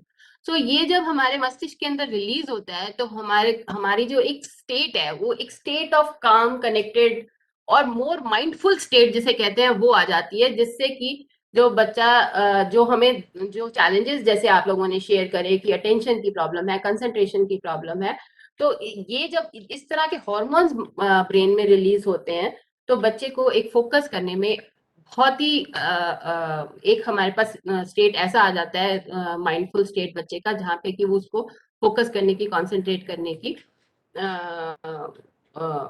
एबिलिटी जो है, क्षमता जो है वो बढ़ जाती है। सो अभी इसको समराइज करते हुए मैं बस आपसे यही कहूंगी कि जो चीजों पे हम स्ट्रगल करते हैं कि बच्चे किस तरह से हमारे कंसंट्रेशन बढ़ेंगे, माइंडफुलनेस बढ़ाएंगे, तो एक नेचर जो बेस्ड एक्टिविटीज है ये एक बहुत ही उसका एक आसान समाधान है कह लीजिए, जिसके अंदर हमें कोई मटेरियल नहीं चाहिए, इक्विपमेंट नहीं चाहिए, कोई स्क्रीन नहीं चाहिए, बहुत इलेबोरेट प्रिपरेशन टाइम नहीं चाहिए टीचर्स को, और ये चाइल्ड फ्रेंडली तो है ही है, टीचर फ्रेंडली और ज्यादा है मुझे ऐसे लगता है, बिकॉज टीचर्स के लिए भी ये एक इंजॉयबल एक्सरसाइज बन जाती है। अब नेक्स्ट सेक्शन के अंदर मेरी जो को स्पीकर सुनीता है वो डेमोन्स्ट्रेट करेंगी कुछ इस तरह की नेचर एक्टिविटीज जो हमने करिकुलम में प्रपोज करी है, और बाकी और तरह तरह की जो पेडागोजिकल अप्रोचेस है जो हमें इंटरनेशनल बेंचमार्किंग एक्सरसाइज में मिली हैं वो आपके साथ शेयर करेंगे। Thank you. Thank you so much doctor Pooja Sahni. So I think अभी आप लोगों को एक चीज समझ में आया होगा कि टेक्नोलॉजी के बारे में हम बात कर रहे हैं, टेक्नोलॉजी जैसे से बढ़ेगा और समाज में, लाइफ में, वैसे वैसे हमारी अटेंशन स्पैन को प्रॉब्लम होने वाला है। अब इसका बैलेंसिंग एक्ट है। अब आप देखिए कि आपके बच्चों की सबसे बड़ी समस्या अभी अटेंशन स्पैन की है। लाइफ स्किल्स में इमोशनल एबिलिटी के डेवलपमेंट की बात हो रही है कि व्यक्ति जो है नेचुरली शांत रहे, खुश रहे, आनंद में रहे, तब वो पढ़ सकेगा, ध्यान दे सकेगा क्लास में। और जो लेटेस्ट रिसर्च कह रहा है इसका सबसे अच्छा तरीका जो है वो नेचर एक्टिविटी है। बड़ा आसान है। आप में से अधिकांश लोग, मैं तो दिल्ली में बैठा हूं, मैं बहुत ज्यादा नेचर को एक्सेस नहीं कर पाता हूं। सब लोग, आप लोग अलग अलग पार्ट्स ऑफ दिल्ली से, अलग अलग पार्ट ऑफ इंडिया से आते हैं, और अधिकांश में से आप लोग ऐसी जगहों से आते हैं, बहुत से लोग नॉर्थ ईस्ट से हैं, छोटे गांवों से हैं। आपके आसपास प्रकृति बहुत मात्रा में है। उस प्रकृति का उपयोग अगर आप शिक्षा में करें, और ये पूरी दुनिया इस बात को जान रही है कि प्रकृति के बीच में जाकर के जो जिस तरह से मस्तिष्क शांत होता है, छोटे बच्चे इस तरह क्यूरियस होते हैं। अब हम थोड़ा आगे जाकर के सेशन में डिस्कस करेंगे कि कैसे हम टेक्नोलॉजी ही प्रकृति के साथ जोड़ के चला सकते हैं। फॉर एग्जाम्पल, क्या हम एक ऐसा AR ऐप हो सकता है कि बच्चा पेड़ के ऊपर ले जाए और पेड़ के बारे में सारी जानकारी उसको मिल जाए? क्या प्रकृति के बीच में जाकर के वो कुछ ऐसी शिक्षा ग्रहण कर सकता है कि counting, alphabets, game play, role play सारा वहां हो सकता है? Yes, Dr. Piyush Gupta is saying our earlier Gurukul were in nature. In fact, this is, आप देखिए ना, आप western university, because doctor Piyush has mentioned this, आप विदेशों में जाइए, यूनिवर्सिटीज आर लाइक जंगल्स। हमेशा एक विद्यालय के अंदर में, एक यूनिवर्सिटी के अंदर में वृक्षों का, पेड़ पौधों का होना बहुत आवश्यक माना गया शुरू से। आपको पता नहीं आप में से कितने लोग जानते होंगे, एक शब्द है आरण्यक। यह एक विशेष प्रकार का ज्ञान था उपनिषदों में जो अरण्य में, मतलब जंगल में ही दिया जाता था। तो जंगल में रहना आवश्यक था उस ज्ञान को प्राप्त करने के लिए, प्रकृति के बीच में जाना जरूरी था। So thank you so much doctor Pooja for highlighting this, and I will invite now Sunita ji. So she is an educator, इनका काम ही है छोटे बच्चों को पढ़ाना, और इन्होंने इसमें शिक्षा ग्रहण की है। 4 साल इनकी एजुकेशन इसी के ऊपर हुई है कि छोटे बच्चों को कैसे शिक्षा दी जाए। नाउ जो ये कहने जा रही है उसका मैं थोड़ा सा प्रिल्यूड दे दूं कि अभी हमने पहले शुरू किया कि हमारी ओवरऑल पेडागोजी क्या होनी चाहिए बदलते समय में, 21st सेंचुरी स्किल्स में। और एंशिएंट टाइम से टेक्नोलॉजी चेंज होती रही है, तो हमारी टेक्नोलॉजी चेंज करेगी, उसके हिसाब से हमें पेडागोजी अडॉप्ट करनी पड़ेगी। Will have to change our pedagogy to adopt new technologies. When we are doing so, we should not leave nature. Now, next part is that once we are planning to go into the pedagogy, there are certain very fundamental understanding of pedagogy that you should have. एक कुछ खास मूलभूत बातें हैं छोटे बच्चों को पढ़ाने के संदर्भ में जिसको हम अभी कवर करने जा रहे हैं. So I now invite Sunita ji. Thank you so much. Please do instruct me to change slides. Go ahead, please. Thank you so much sir. सभी को मेरा नमस्कार. तो मैं यहाँ से शुरू करूंगी. Sir next slide please. तो यहाँ पर एक कोट है बेंजामिन फ्रैंकलिन का. ये जब मैं पढ़ रही थी तो मुझे मिला और मुझे लगा कि ये बिल्कुल सटीक बैठता है जो बात मैं करने जा रही हूँ यहाँ पे. तो इसमें कहते हैं कि tell me and I forget, teach me and I remember, involve me and I learn. तो यहाँ पे जो बेंजामिन फ्रैंकलिन कह रहे हैं वो वही है जो हम अपनी रोजमर्रा की जिंदगी में देखते हैं कि किसी भी काम को सीखने का सबसे अच्छा तरीका है कि उसे करके देखा जाए. तो ये बात ऐसा नहीं है कि मैंने कुछ नई बात कही. ये बात हर जगह लागू होती है, चाहे अगर हम बिजनेस करने जा रहे हैं तब ये लागू होती है. तो ऐसे ही जब हम पढ़ाने के लिए जा रहे हैं तो भी जितना अच्छा आपके पास एक्सपीरियंस होगा तो आप उतने अच्छे टीचर बनेंगे. यही बात बच्चों के लिए भी तो लागू होती है कि बच्चे को अगर कोई चीज सीखनी है तो सबसे अच्छा तरीका है कि वो उसे खुद करके देखे. ऐसा नहीं है कि हमने उसको बोर्ड में बता दिया तो ही वो सीखेगा. सबसे ज्यादा बच्चे तब सीखते हैं जब वो कोई चीज को करके देख रहे होते हैं. तो यहाँ पे जो नेक्स्ट स्लाइड है, यहाँ पे हम बात कर रहे हैं पेडागोजी की. तो ये दो अलग अलग हमें पिक्चर्स दिख रही हैं. पहली पिक्चर में जो है लिखा है कि वो टीचर सेंटर्ड पेडागोजी है. पेडागोजी के बारे में अभी ज्योति सर ने पहले मेंशन किया कि पेडागोजी क्या होती है. तो पेडागोजी, इसके लिए हमने जितनी भी रिसर्च की है अभी तक वो बताती हैं कि हाँ, एक टीचर किस तरह से पढ़ाना चाह रहे हैं. तो हर टीचर का पढ़ाने का अपना एक तरीका होता है. इस स्लाइड में हम दो तरह की क्लासरूम्स देख रहे हैं. यहाँ पर पहली जो है वो टीचर सेंटर्ड पेडागोजी है. तो यहाँ पे सेंटर ऑफ द अट्रैक्शन है या जिस पे सबसे ज्यादा ध्यान जाता है हमारा, वो टीचर है. जो दूसरी वाली पिक्चर है वो है लर्नर सेंटर्ड पेडागोजी. तो यहाँ पे सबसे ज्यादा फोकस जो है वो लर्नर पे है. तो पहली वाली जो स्लाइड है उसमें, पहले वाले पिक्चर में हम देख रहे हैं कि टीचर कुछ पढ़ा रही है और बच्चे सुन रहे हैं, और दूसरे वाले में बच्चे खुद ही करके देख रहे हैं। तो जैसे अभी मैंने बोला कि सबसे अच्छा तरीका है बच्चों को सिखाने का कि वो खुद करके देखें, तो दूसरी वाली पिक्चर में बच्चे खुद करके देख रहे हैं, अच्छा ये तो गलत हो रहा है, फिर वो दूसरी स्कीम ट्राई कर रहा है बच्चा, अच्छा ये सही है। तो यहाँ पे बच्चे लर्नर सेंटर्ड पेडागोजी में ऐसा लग रहा है कि ज्यादा सीख पा रहे हैं क्योंकि यहाँ पे खुद करके देख रहे हैं। तो इस तरह से दोनों स्लाइड में जो है अलग अलग तरह का बिलीफ है टीचर का। अब पहली वाली जो पिक्चर थी वहां पे लिखा है कि class is a stage, the teacher has to perform, it is about quality delivery not the internal reform. तो जैसे अभी तक हम लोग बात करते आ रहे थे, पूजा मैम ने मेंशन किया, सारे वीएलईज ने मेंशन किया और ज्योति सर ने मेंशन किया कि ये बहुत जरूरी है कि बच्चा सेल्फ कंट्रोल सीखे, बच्चा मोटिवेटेड हो पढ़ने के लिए, बच्चा बहुत खुश हो। जब बच्चा ज्यादा खुश होगा तो वो उतना ज्यादा ओपननेस होगी उसके अंदर लर्निंग के लिए। तो ये वाला जो एस्पेक्ट है वो हमें ये क्लासरूम में प्रोवाइड करना है। पर पहले वाला जो पिक्चर था या जो वहाँ पे टीचर का जो रोल था वो एक तरह से अपना डिलीवर करने आई थी, क्वालिटी बेस्ट मुझे डिलीवर करना है, वो वहाँ पे क्लासरूम में इस पर्सपेक्टिव से जा रही थी। उसे वहाँ पे जाके बताना है, जितना वो अच्छे से बताएगी उतना उसे लगता है कि लर्निंग उतना अच्छे तरीके से होगा। पर जो दूसरी वाली पिक्चर है वहां पे हम देख रहे हैं कि सारे लर्नर्स बैठे हुए हैं, वो खुद चीजों को कर रहे हैं, वो खुद करके देख रहे हैं और टीचर देख रही है किनारे से, और जहां पे अगर कोई अटकेगा सिर्फ वो तभी इंटरवीन करेगी। तो जो दूसरी वाली जो पिक्चर है वहां पे बच्चे जब खुद करके देख रहे हैं और टीचर वहां पे एक गाइड की तरह है, फ्रेंड की तरह है, और उसने देखा है कि अगर किसी बच्चे को ज्यादा जरूरत है तो वो वहां पे जाके उसको ज्यादा सपोर्ट देगी, अगर कोई बच्चा बिना टीचर की हेल्प के ज्यादा कर सकता है तो वो वहां पे ध्यान से देखेंगी, अगर कहीं पे जरूरत होगी सिर्फ तभी इंटरवीन करेगी। तो यहीं से टीचर का रोल बदल जाता है। अब हम लोग देखते हैं कि प्ले बेस्ड क्लासरूम, हम लोगों ने अभी तक जितनी भी बातें करी जिसमें हमने कहा कि अटेंशन चाहिए हमें क्लासरूम में, बच्चा बाद में फ्यूचर में जो है वो एक अच्छा सोशल बीइंग बने, तो जितनी भी चीजें हैं कि सेल्फ कंट्रोल सीखे, सेल्फ अवेयरनेस हो बच्चे के अंदर, ये सारी चीजें बताया जाता है कि प्ले बेस्ड क्लासरूम में बहुत आसानी से बच्चे के अंदर डेवलप की जा सकती हैं। प्ले बेस्ड क्लासरूम में, प्ले बेस्ड क्लासरूम की खासियत ये होती है कि सबसे पहले तो बच्चे के पास चॉइस होती है कि वो क्या करना चाहता है। दूसरी बात ये होती है कि यहाँ पर बहुत स्कोप है कि आप अपनी मर्जी से चीजें करेंगे फिर सीखेंगे, और यहाँ पे किसी का इस बात पे ध्यान नहीं है कि आपने रिजल्ट क्या लाया।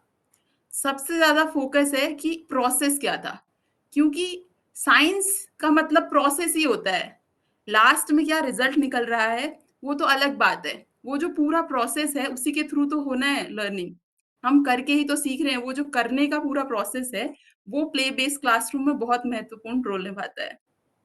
तो टीचर का रोल हमने समझ लिया कि फैसिलिटेटर का होगा, वो पीछे से लर्निंग को सपोर्ट करेगी और ऐसे एनवायरनमेंट को बनाएगी जहां पे बच्चा अच्छे से सीख पाए। एक चीज हमने बहुत नोटिस की है कि जब हम क्लासरूम्स को देखते हैं तो क्लासरूम्स में क्या होता है, अगर एक प्ले बेस्ड क्लासरूम होगी तो उसमें ये रहेगा कि जो बच्चों का काम है, जब हम कहीं भी जाते हैं तो क्या होता है कि क्लासरूम बड़ी सुंदर सी डेकोरेटेड होती हैं, चार्ट्स लगे होते हैं, क्लासरूम बहुत सुंदर दिखती हैं, पर जो एक बच्चों का काम होगा वो बच्चों के जैसा ही दिखेगा। तो जो भी इस तरह की क्लासरूम होगी, जो प्ले बेस्ड क्लासरूम होगी, उसमें बच्चों का काम दिखेगा आपको। अगर फिंगरप्रिंट लिए हैं हमने या फिर हमने हाथों का पूरा छाप ले रखा है तो वो बच्चों का दिखेगा, तो वो नीचे लगा हुआ होगा क्योंकि बच्चों ने लगाया है, ना कि टीचर ने बना के वहां पेस्ट नहीं किया है। हमें ऐसी क्लासरूम चाहिए जहां पे बच्चे नई नई चीजें, एक्टिविटीज करें और उन चीजों को पेस्ट करें और उसके बाद उन्हें लगे ये हमारी क्लासरूम है, इसमें जितना भी सामान है, जो भी चीजें लगाई हैं हमने लगाई हैं। तो इस तरह से जब बच्चे करके देखते हैं तो उनके अंदर उनकी जो भी उनकी जिज्ञासा है वो तो पूरी हो ही रही है, उसके अलावा उनके अंदर कॉन्फिडेंस भी आता है कि अच्छा जो मैंने किया वो यहाँ पे लगाया गया है, और वो क्लासरूम को भी अपनी क्लास सर के पास। Sorry, Sunita ji. No, I just will, because we started a little late today. So maybe what we can do is curtail this session and go to the next session if you don't mind. Because I think the major concepts we have shared, you can wind up and then we can go to the next one if you're okay with that. Okay sir, I will take just 5 minutes. Yes. तो हमें बस मैं बस यहाँ पे एक developmentally appropriate जो word है इसको थोड़ा एक्सप्लेन करना चाहूंगी। Sir please next slide. तो जैसे मैंने एक्सप्लेन किया कि बच्चे अपनी जो लर्निंग है वो खुद ही करते हैं। तो अगर हमने पहले कभी बच्चे को देखा हो कि अगर आपने पहली बार कभी बच्चे को दिखाया हो कि ज़ेब्रा दिखाया आपने, तो बच्चे ने ज़ेब्रा को देखा। ओके, ठीक है। तो एक तरह से हमें क्या करना है कि हमें पता है कि बच्चे क्या कर सकते हैं, बच्चों की कितनी समझ बनी है, उसी के हिसाब से क्लासरूम में एक्टिविटीज़ को डिज़ाइन करना है। तो यहाँ पे अगर मैंने जो दूसरी पिक्चर यूज़ करी है, बस उसमें अगर मैं थोड़ा ध्यान लगाना चाहूँगी। अगर आप पूछोगे बच्चे से कि पानी किसमें ज़्यादा है, तो अगर दोनों जो ग्लास है, दोनों में पानी बराबर ही है, पर छोटा बच्चा जो है, वो राइट साइड वाले में बोलेगा कि अच्छा इसमें पानी ज़्यादा है। तो ये क्या है कि एज के साथ बच्चे का दिमाग का विकास होता है। और इसी तरह से हमें भी अपने क्लासरूम में इस बात का ध्यान रखना है कि हमारा बच्चा कितने साल का है और उस हिसाब से अपनी जो एक्टिविटीज़ हैं उन्हें प्लान करना है।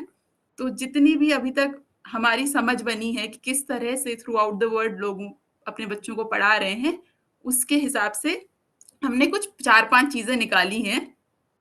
ये एक है कि जो आपकी क्लासरूम है वो चाइल्ड सेंटर्ड होनी चाहिए, जैसे हमने पहले पिक्चर में देखा था।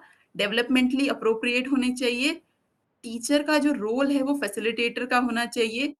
प्ले बेस्ड लर्निंग होनी चाहिए और सबसे ज़रूरी है कि कॉन्टेक्सचुअल लर्निंग होनी चाहिए। कॉन्टेक्सचुअल लर्निंग का मतलब ये है कि हमें ऐसे नहीं पढ़ाना है कि आज हमने बच्चों को 2 शब्द से एक वर्ड बनाना सिखाया, जैसे कि बल, फल, नल, हल। ऐसे अगर हम सिखाते हैं तो किसी का भी मन नहीं लगता है। पर अगर मैं एक पूरा ऐसे सेंटेंस पढ़ के बताऊँगी, एक पूरी कहानी पढ़ के बताऊँगी, उससे बड़ा आसानी से बच्चा एंगेज हो जाता है और वो उसी को हम कॉन्टेक्सचुअल लर्निंग कहते हैं। अगर मेरे को पेड़ के बारे में सिखाना है तो मैं बाहर पार्क में लेके जाऊँगी और फिर मैं पेड़ के बारे में बताऊँगी, तो वो ज़्यादा आसान होगा। अगर मैं इसे कंपेयर करूँ कि क्लासरूम में मैंने एक पेड़ बना दिया ऐसे बोर्ड पे और मैं बोलूँ कि अच्छा ये इसे लीफ कहते हैं, इसे रूट कहते हैं।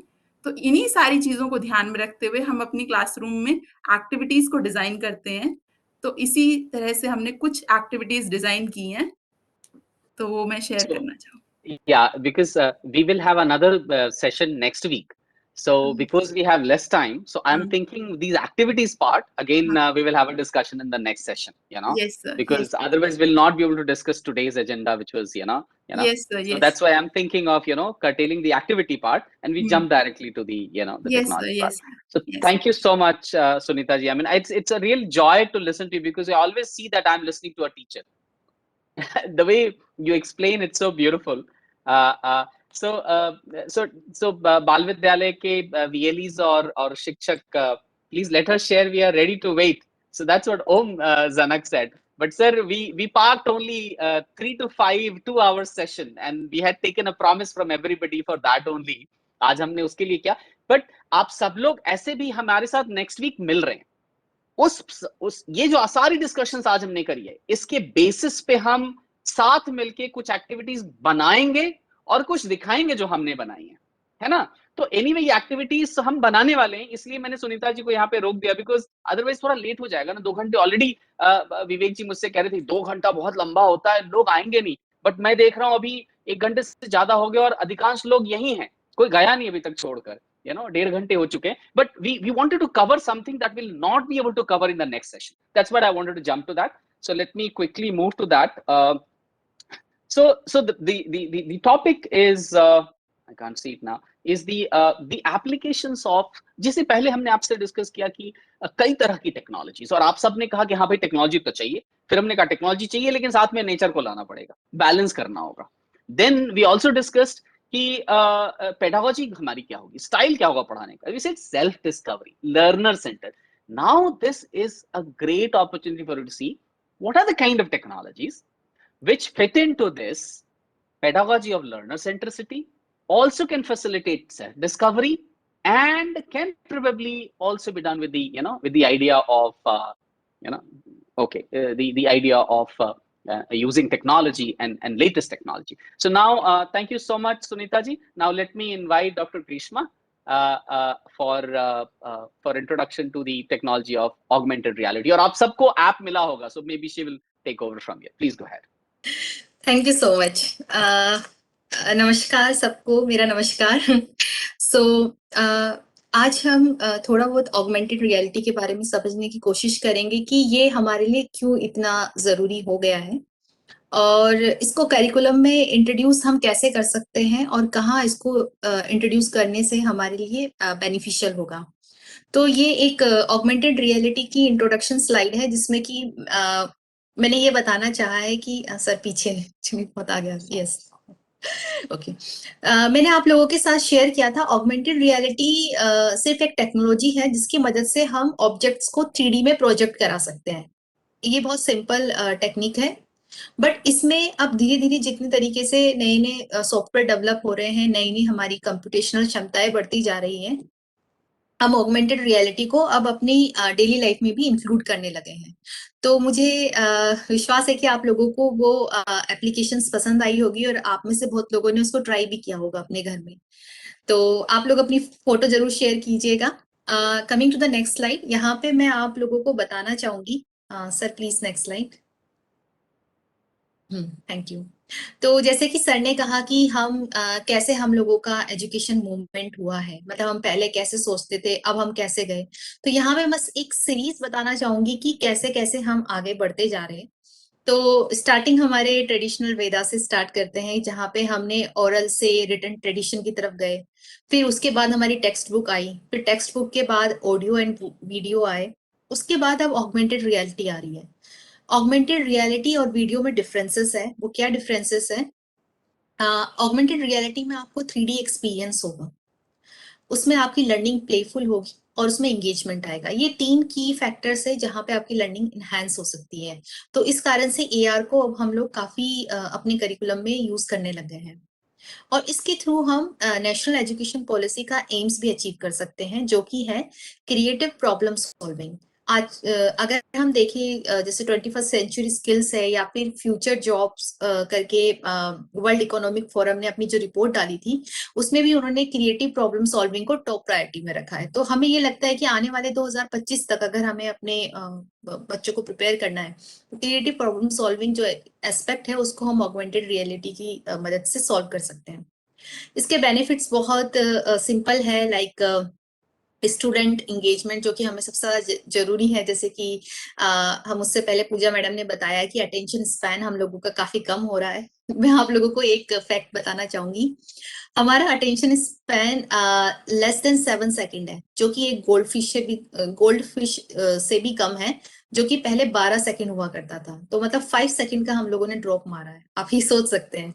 And it's about the adult, बच्चों पे स्टडी अभी पब्लिश नहीं हुई है। तो coming to that, student engagement is the most important aspect, जो कि हम लगता है कि इंगेजमेंट हम उन लोगों का करना चाहिए, बढ़ाना चाहिए। Second one is learning environment, क्योंकि ऑगमेंटेड रियलिटी एक ऐसा लर्निंग एनवायरनमेंट क्रिएट करता है कि बच्चे भूल जाते हैं कि वो कहाँ है। अगर हमने उनको AR स्टोरी बुक या AR में स्टोरी सुना रहे हैं तो दे विल फील कि वो स्टोरी का ही पार्ट है। एंड स्टोरी के हिसाब से कंटेंट चेंज होता है, कैरेक्टर्स चेंज होते हैं। All of this flexibility are present with augmented reality. Then content understanding, that is also important, क्योंकि जब तक आप किसी कंटेंट को समझेंगे नहीं, आपकी लर्निंग या फिर आपका जो ब्रेन मैपिंग है वो प्रॉपर नहीं हो पाएगी। कोलैबोरेशन इसलिए जरूरी है क्योंकि ऑगमेंटेड रियलिटी में आप कोलैबोरेटिव एक्टिविटी डाल सकते हैं, यानी एक इवेंट तभी आए जब पहला बच्चा उसको पूरा कर दे। तो अगर आप किसी को सीरीज में गिनती सिखाना चाह रहे हैं 1 से 10 तक, तो आप हर बच्चे को नंबर ढूंढने की एक्टिविटी दे सकते हैं, जिसमें कि एक बच्चा अगर 1 नंबर ढूंढ रहा है, दूसरा 2 नंबर ढूंढ रहा है, या फिर दोनों में एडिशंस वाली एक्टिविटी दे सकते हैं, जिसमें कि 2 बच्चों को ये बताएंगे कि अगर इसने ये नंबर ढूंढा है, उसने वो नंबर ढूंढा है, तो उन दोनों का एडिशन कितना होना चाहिए, क्या आप वो नंबर ढूंढ पा रहे हैं। तो इस तरीके से कोलैबोरेशंस होगा। Then memory is very important. Memory वाला पार्ट ये है, जब हमें कोई चीज बहुत पसंद आती है और हम उसको बहुत ध्यान से पढ़ते हैं तो उसकी जो मेमोरी है वो बहुत जल्दी बन जाती है। तो इस कारण से ऑगमेंटेड रियलिटी यहाँ पे भी हमारे लिए बहुत बेनिफिशियल है। Coming to the sensory development, अब augmented reality is a multi sensory development, क्योंकि उसमें आपकी सारी इंगेजमेंट्स हो सकती है। मल्टी सेंसरी मतलब आपकी आईज और ऑडिटरी के अलावा आप अपना हैप्टिक यानी टच वाला पार्ट भी उसमें इंट्रोड्यूस करा सकते हैं। तो इस तरीके से ये मल्टी सेंसरी डेवलपमेंट है। एंड कॉस्ट इफेक्टिवनेस इसलिए क्योंकि इसके लिए आपको किसी तरीके की कोई मशीन या हेवी मशीनरी की जरूरत नहीं है। आपका मोबाइल ही आपकी सबसे बड़ी मशीन है और आज हर किसी के पास एंड्रॉइड मोबाइल प्रेजेंट रहता है, तो इसके इतने सारे बेनिफिट्स हैं। So coming to the next slide. अब जैसे कि सुनीता ने थोड़ा बहुत टच किया, बस मैं उसको एआर के थ्रू बताना चाहूंगी कि हमारी लर्निंग थ्योरीज कैसे उसमें बेनिफिशियल होती है। तो हमारी दो मेन थ्योरीज है जो कि इसमें कवर होती है। One is constructivist and second one is situated learning theories. तो कंस्ट्रक्टिविज्म में जैसे हम ये देख सकते हैं कि अगर हम लेफ्ट साइड की इस फिगर को देखें तो हमें यहाँ लगेगा कि कार तो यहाँ नहीं होती। मतलब अगर बच्चों से कहोगे कि क्या कार वॉल क्लाइंब कर सकती है, बच्चा कहेगा नहीं। तो वो वाला जो कंसेप्ट है कि एक ऑब्जेक्ट को कौन सी जगह होना चाहिए, वो हम कंसेप्ट बच्चों को सिखा सकते हैं कि फूलदान को क्या ऊपर हवा में झूलता रहना चाहिए, नहीं। तो यहाँ से उनको ग्रेविटी का कंसेप्ट क्लियर होगा कि फूलदान हवा में नहीं झूल सकता क्योंकि उसका वेट है और वो जमीन पे आएगा, किसी ठोस सरफेस पे आएगा। सिचुएटेड बेस्ड लर्निंग जो होती है उसमें हम किसी सिचुएशंस में अपने आप को इमर्स कर सकते हैं। अब ये इसलिए जरूरी है क्योंकि इसके लिए हम इन्वायरमेंट में नहीं जा सकते। अगर मुझे किसी को अर्थ और जुपिटर के बीच की डायमेंशन समझाने हैं कि मतलब अर्थ और जुपिटर में कितना डिफरेंस है, तो उसको मैं एक फिगर से समझा सकती हूँ या फिर मैं एआर बेस्ड ऐप यूज करके जहाँ पे उसको लगेगा कि वो यूनिवर्स का ही पार्ट है, वो करके मैं उनको समझा सकती हूँ। तो इस तरीके से जो ऑगमेंटेड रियलिटी है वो लर्निंग थ्योरीज में भी फुल फिट हो रहा है और हम इसको यूज कर सकते हैं। So coming to the next slide. अब इसमें पेडागोजिकल अप्रोचेस क्या है, तो इसमें सबसे बड़ी हमारी जो अप्रोच है वो है कि हम इसमें फिजिकल वर्ल्ड को यूज कर रहे हैं। हमारा जो वर्ल्ड है, मतलब जैसे कि अगर आप देख सकते हैं यहाँ पे ये फिजिकल ऑब्जेक्ट्स है। अब इसमें अगर आप एआर सेंसर या कैमरा लगाएंगे तो वो ऑब्जेक्ट्स आपका एक डायमेंशंस आपकी अपीयर हो सकती है। जैसे कि अगर आप किसी को कलर्स और बॉक्स का या फिर रेक्टेंगल या स्क्वायर का डिफरेंस समझाना चाह रहे हैं तो आप उसको समझा सकते हैं विद दैट। सेकंड ये है कि आप उसमें डिजिटल कंटेंट यूज कर सकते हैं। तो हमारे पास फ्लेक्सिबिलिटी है, हम किस तरीके का डिजिटल कंटेंट यूज करना चाहते हैं। तो ये वाला जो है वो बहुत इंपॉर्टेंट पॉइंट है। Coming to the next. अब सबसे जरूरी ये आता है कि उसके कैरेक्टरिस्टिक्स क्या होते हैं ऑगमेंटेड रियलिटी के लिए, जिससे कि हमारी इनहेंस होती है। तो सबसे जैसे कि मैंने बताया कि एनईपी के लिए भी क्रिटिकल क्रिएटिव प्रॉब्लम सॉल्विंग एक बहुत इंपॉर्टेंट एस्पेक्ट है। तो उसमें अगर हम देखें तो critical thinking, problem solving and collaboration, ये तीन जो मेन एस्पेक्ट है जिसके बेसिस पे फ्यूचर जॉब्स भी डिफाइन हो रही है। तो हमें लगता है कि हमारे बच्चों को भी वो स्किल्स डेवलप हो जानी चाहिए एट वेरी अर्ली एज। तो इसी के कुछ मैंने एग्जांपल्स यहाँ दिखाए हैं, although they are not augmented reality based, but हम इसको कन्वर्ट कर सकते हैं। जैसे एग्जाम्पल के लिए हम उनसे पूछ सकते हैं कि कौन से आइटम्स है जिनको हम एक साथ यूज कर सकते हैं। तो बहुत बच्चे कहेंगे पेंसिल और बुक साथ में जाएंगी, स्पून एक कप के साथ जाएंगी। तो ये वाला जो रिलेशन है ये इस एज में बच्चे सीखते हैं, जब वो आसपास के इन्वायरमेंट को देख के दो ऑब्जेक्ट के बीच रिलेशंस बनाना शुरू करते हैं। फ्रूट्स एंड वेजिटेबल्स का कंसेप्ट भी इस एज में सिखाया जाता है। एंड देन हम उनसे स्पीड यानी हम उनसे वो चीजें समझ सकते हैं कि जैसे कि मतलब अगर कोई बहुत तेज भाग रहा है या बहुत धीरे भाग रहा है तो उसका क्या मतलब है। वो चीजें हम उनको विद एनिमल सिखा सकते हैं और हम उनको ऑड वन आउट जो सिनेरियो है वो भी सिखा सकते हैं। So yes sir.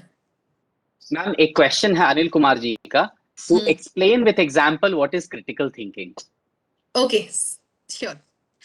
Critical thinking वो होती है जिसमें कि हम इंक्वायरी बेस्ड लर्निंग करते हैं, यानी हमारे सामने एक टास्क है, अब हमें उसको परफॉर्म करना है। तो जैसे एग्जांपल के लिए आज मैं अपने बच्चों को सिखाने वाली हूँ कि मुझे आज बच्चों को सिखाना है कि नंबर सिस्टम क्या होता है। मैथ्स का एग्जांपल लेते हैं क्योंकि वो सबसे इजी होता है। नंबर सिस्टम में 1 से 9 तक काउंटिंग बच्चा एकदम सीख जाता है, लेकिन जब हम 9 से 10 पे जाते हैं, जो 2 डिजिट वाला जो नंबर है, वो बच्चों को समझने में थोड़ी दिक्कत होती है। अब ये हमारे आ गई प्रॉब्लम। अब हम इसमें इंक्वायरी बेस्ड लर्निंग कैसे लगा सकते हैं या फिर हम इसमें क्रिटिकल थिंकिंग कैसे लगा सकते हैं। तो हम इसमें क्रिटिकल थिंकिंग ये लगा सकते हैं कि हम बच्चों को कैसे दिखाए कि 1 0 10 होता है, ना कि 0 1 10 होता है। तो ये वाला जो है उसमें क्रिटिकल थिंकिंग के डिफरेंट डिफरेंट एस्पेक्ट्स आएंगे। जैसे कि सबसे पहला होगा आपका प्रॉब्लम आइडेंटिफिकेशन, जो कि आपने किया कि आपको नंबर सिस्टम बच्चों को सिखाना है। फिर दूसरा ये होगा कि आप उसको करने के लिए आपका प्रोसीजर क्या होगा। तो प्रोसीजर ये हो सकता है कि आप उनको नंबर सिस्टम सिखाने के लिए या तो आप बिल्कुल मेथड यूज करें, जैसे कि सुनीता ने बताया टीचर बेस्ड पेडागोजी, जिसमें कि टीचर ही बताए कि ये देखो ऐसे ही लिखते हैं, आप उसको रट लो, बस पूछो मत क्यों लिखते हैं। तो ये तरीका गलत है। अब आप बच्चों को सिखाओगे कि नंबर्स में, मतलब नंबर्स में अगर आप जीरो बाद में लगता है तो उसकी महत्वता क्या होती है। तो आप उनको ऑगमेंटेड रियलिटी एप्लीकेशन से ऐसे सिखा सकते हो कि आपने मतलब उनको ऐप खोल के वो मार्कर्स के आगे ऐसे ऐप घुमाएंगे तो वहां पे नंबर्स इंक्रीज होंगे, जैसे कि मतलब 1, 2, या फिर उसमें आप ऑरेंजेस डाल सकते हैं या फिर चॉकलेट्स डाल सकते हैं। चॉकलेट्स बच्चों को बहुत पसंद है तो वो ज्यादा उसको ग्रास्प कर पाएंगे। तो अब आपने क्या करा, एक तरीका ढूंढा, उससे मतलब सबसे पहले प्रॉब्लम स्टेटमेंट किया, फिर आपने ऑल्टरनेटिव सॉल्यूशन ढूंढे, उनमें से आपको लगा नहीं नहीं ये वाला ठीक नहीं है, अब हम इस तरीके से चलते हैं। तो आपने ये तरीका ढूंढा कि अब हमें नंबर 10 सिखाना है। तो नंबर 10 कैसे सिखाएंगे, तो बच्चों को आपने चॉकलेट्स दिखाई। अब 9 चॉकलेट्स है, ठीक है। अब क्या है, वो कह रहे हैं कि अब मेरे पास एक और चॉकलेट आ गई है, तो अब होना चाहिए नंबर 10। लेकिन अगर आपको 0, 1 और 1, 0 का नंबर समझाना है तो नेक्स्ट वाले स्टेप में अगर वो 0, 1 पहले लिखता है तो उसकी चॉकलेट सडनली रिड्यूस हो जाएगी, 1 हो जाएगी।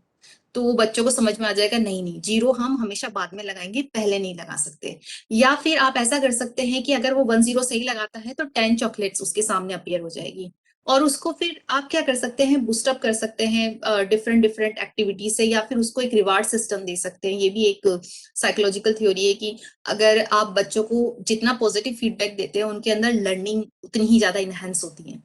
तो ये एक तरीका है। अब मैंने आपको बहुत ही क्रिटिकल थिंकिंग बहुत लेमन टर्म्स में सिखाया है, बट एक्चुअली में क्रिटिकल थिंकिंग जो हम लोग यूज करते हैं वो बहुत जो कॉम्प्लिकेटेड प्रॉब्लम्स होती है, जब बहुत जगह जगह से व्यू पॉइंट्स आते हैं, कि जैसे एग्जांपल के लिए इल डिफाइंड जो प्रॉब्लम्स हुई कि अभी जो हमारा चल रहा है वॉर सिस्टम चल रहा है बिटवीन रशिया एंड यूक्रेन, तो ये एक इल डिफाइंड प्रॉब्लम है। अब इसमें क्रिटिकल थिंकिंग होगी कि सॉल्यूशन क्या होगा जिससे कि हम वर्ल्ड पीस को मेंटेन कर सके। तो this is called ill defined problem, और वहां पे क्रिटिकल थिंकिंग ज्यादा यूज होती है।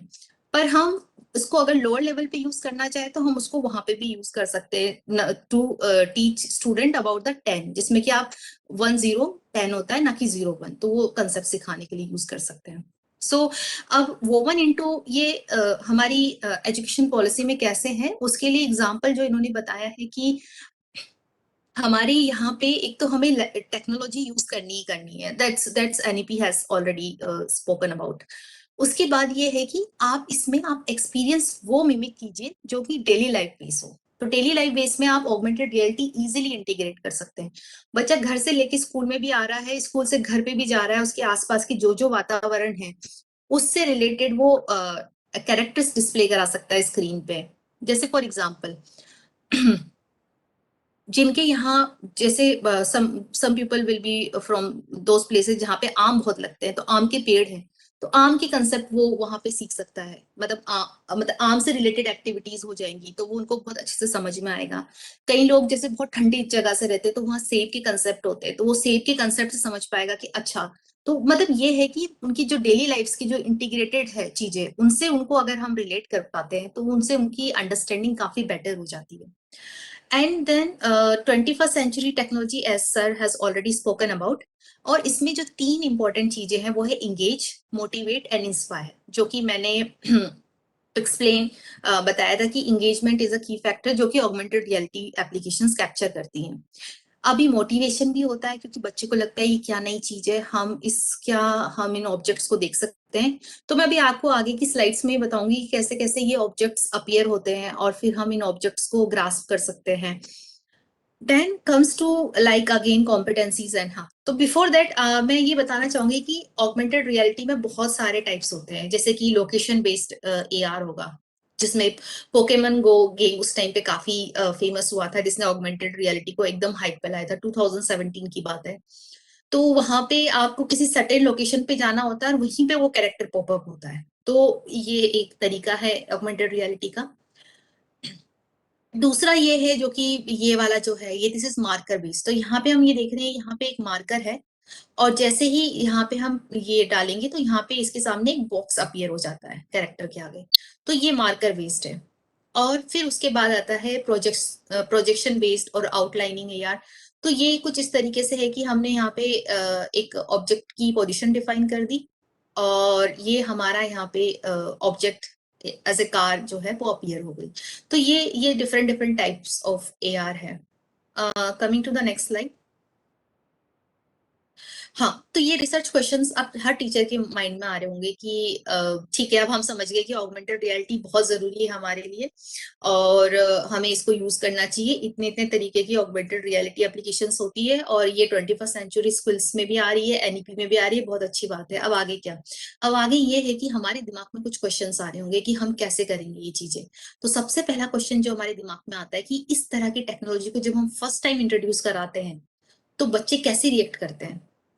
फिर दूसरा क्वेश्चन ये आएगा कि ये जो ऑगमेंटेड रियलिटी है ये बच्चों की लर्निंग में कैसे इफेक्ट डाल रही है। आपने एंगेज करा लिया, उसे मोटिवेट करा दिया, पर लर्निंग का क्या? फिर तीसरा ये आ रहा है कि एक्सपीरियंसेस क्या होते हैं, वो क्या होते हैं एक्सपीरियंस जब हम ऑगमेंटेड रियलिटी को देखते हैं।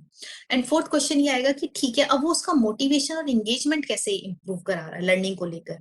तो ये वाले जो रिसर्च क्वेश्चन है इन्हीं को मैंने एक छोटे छोटे एग्जाम्पल से आंसर करने की कोशिश करी है। तो सबसे पहला क्वेश्चन जो ये है कि बच्चे कैसे रिएक्ट करते हैं। बच्चों को ये लगता है, क्योंकि जिस तरीके से वो डिजिटल मीडिया देखते आ रहे हैं, यूट्यूब चैनल्स वगैरह सब देखते हैं, और उनको लगता है कि जो कैरेक्टर्स होते हैं वो फिक्स होते हैं किसी स्क्रीन के अंदर और वो स्क्रीन के अंदर ही रहते हैं।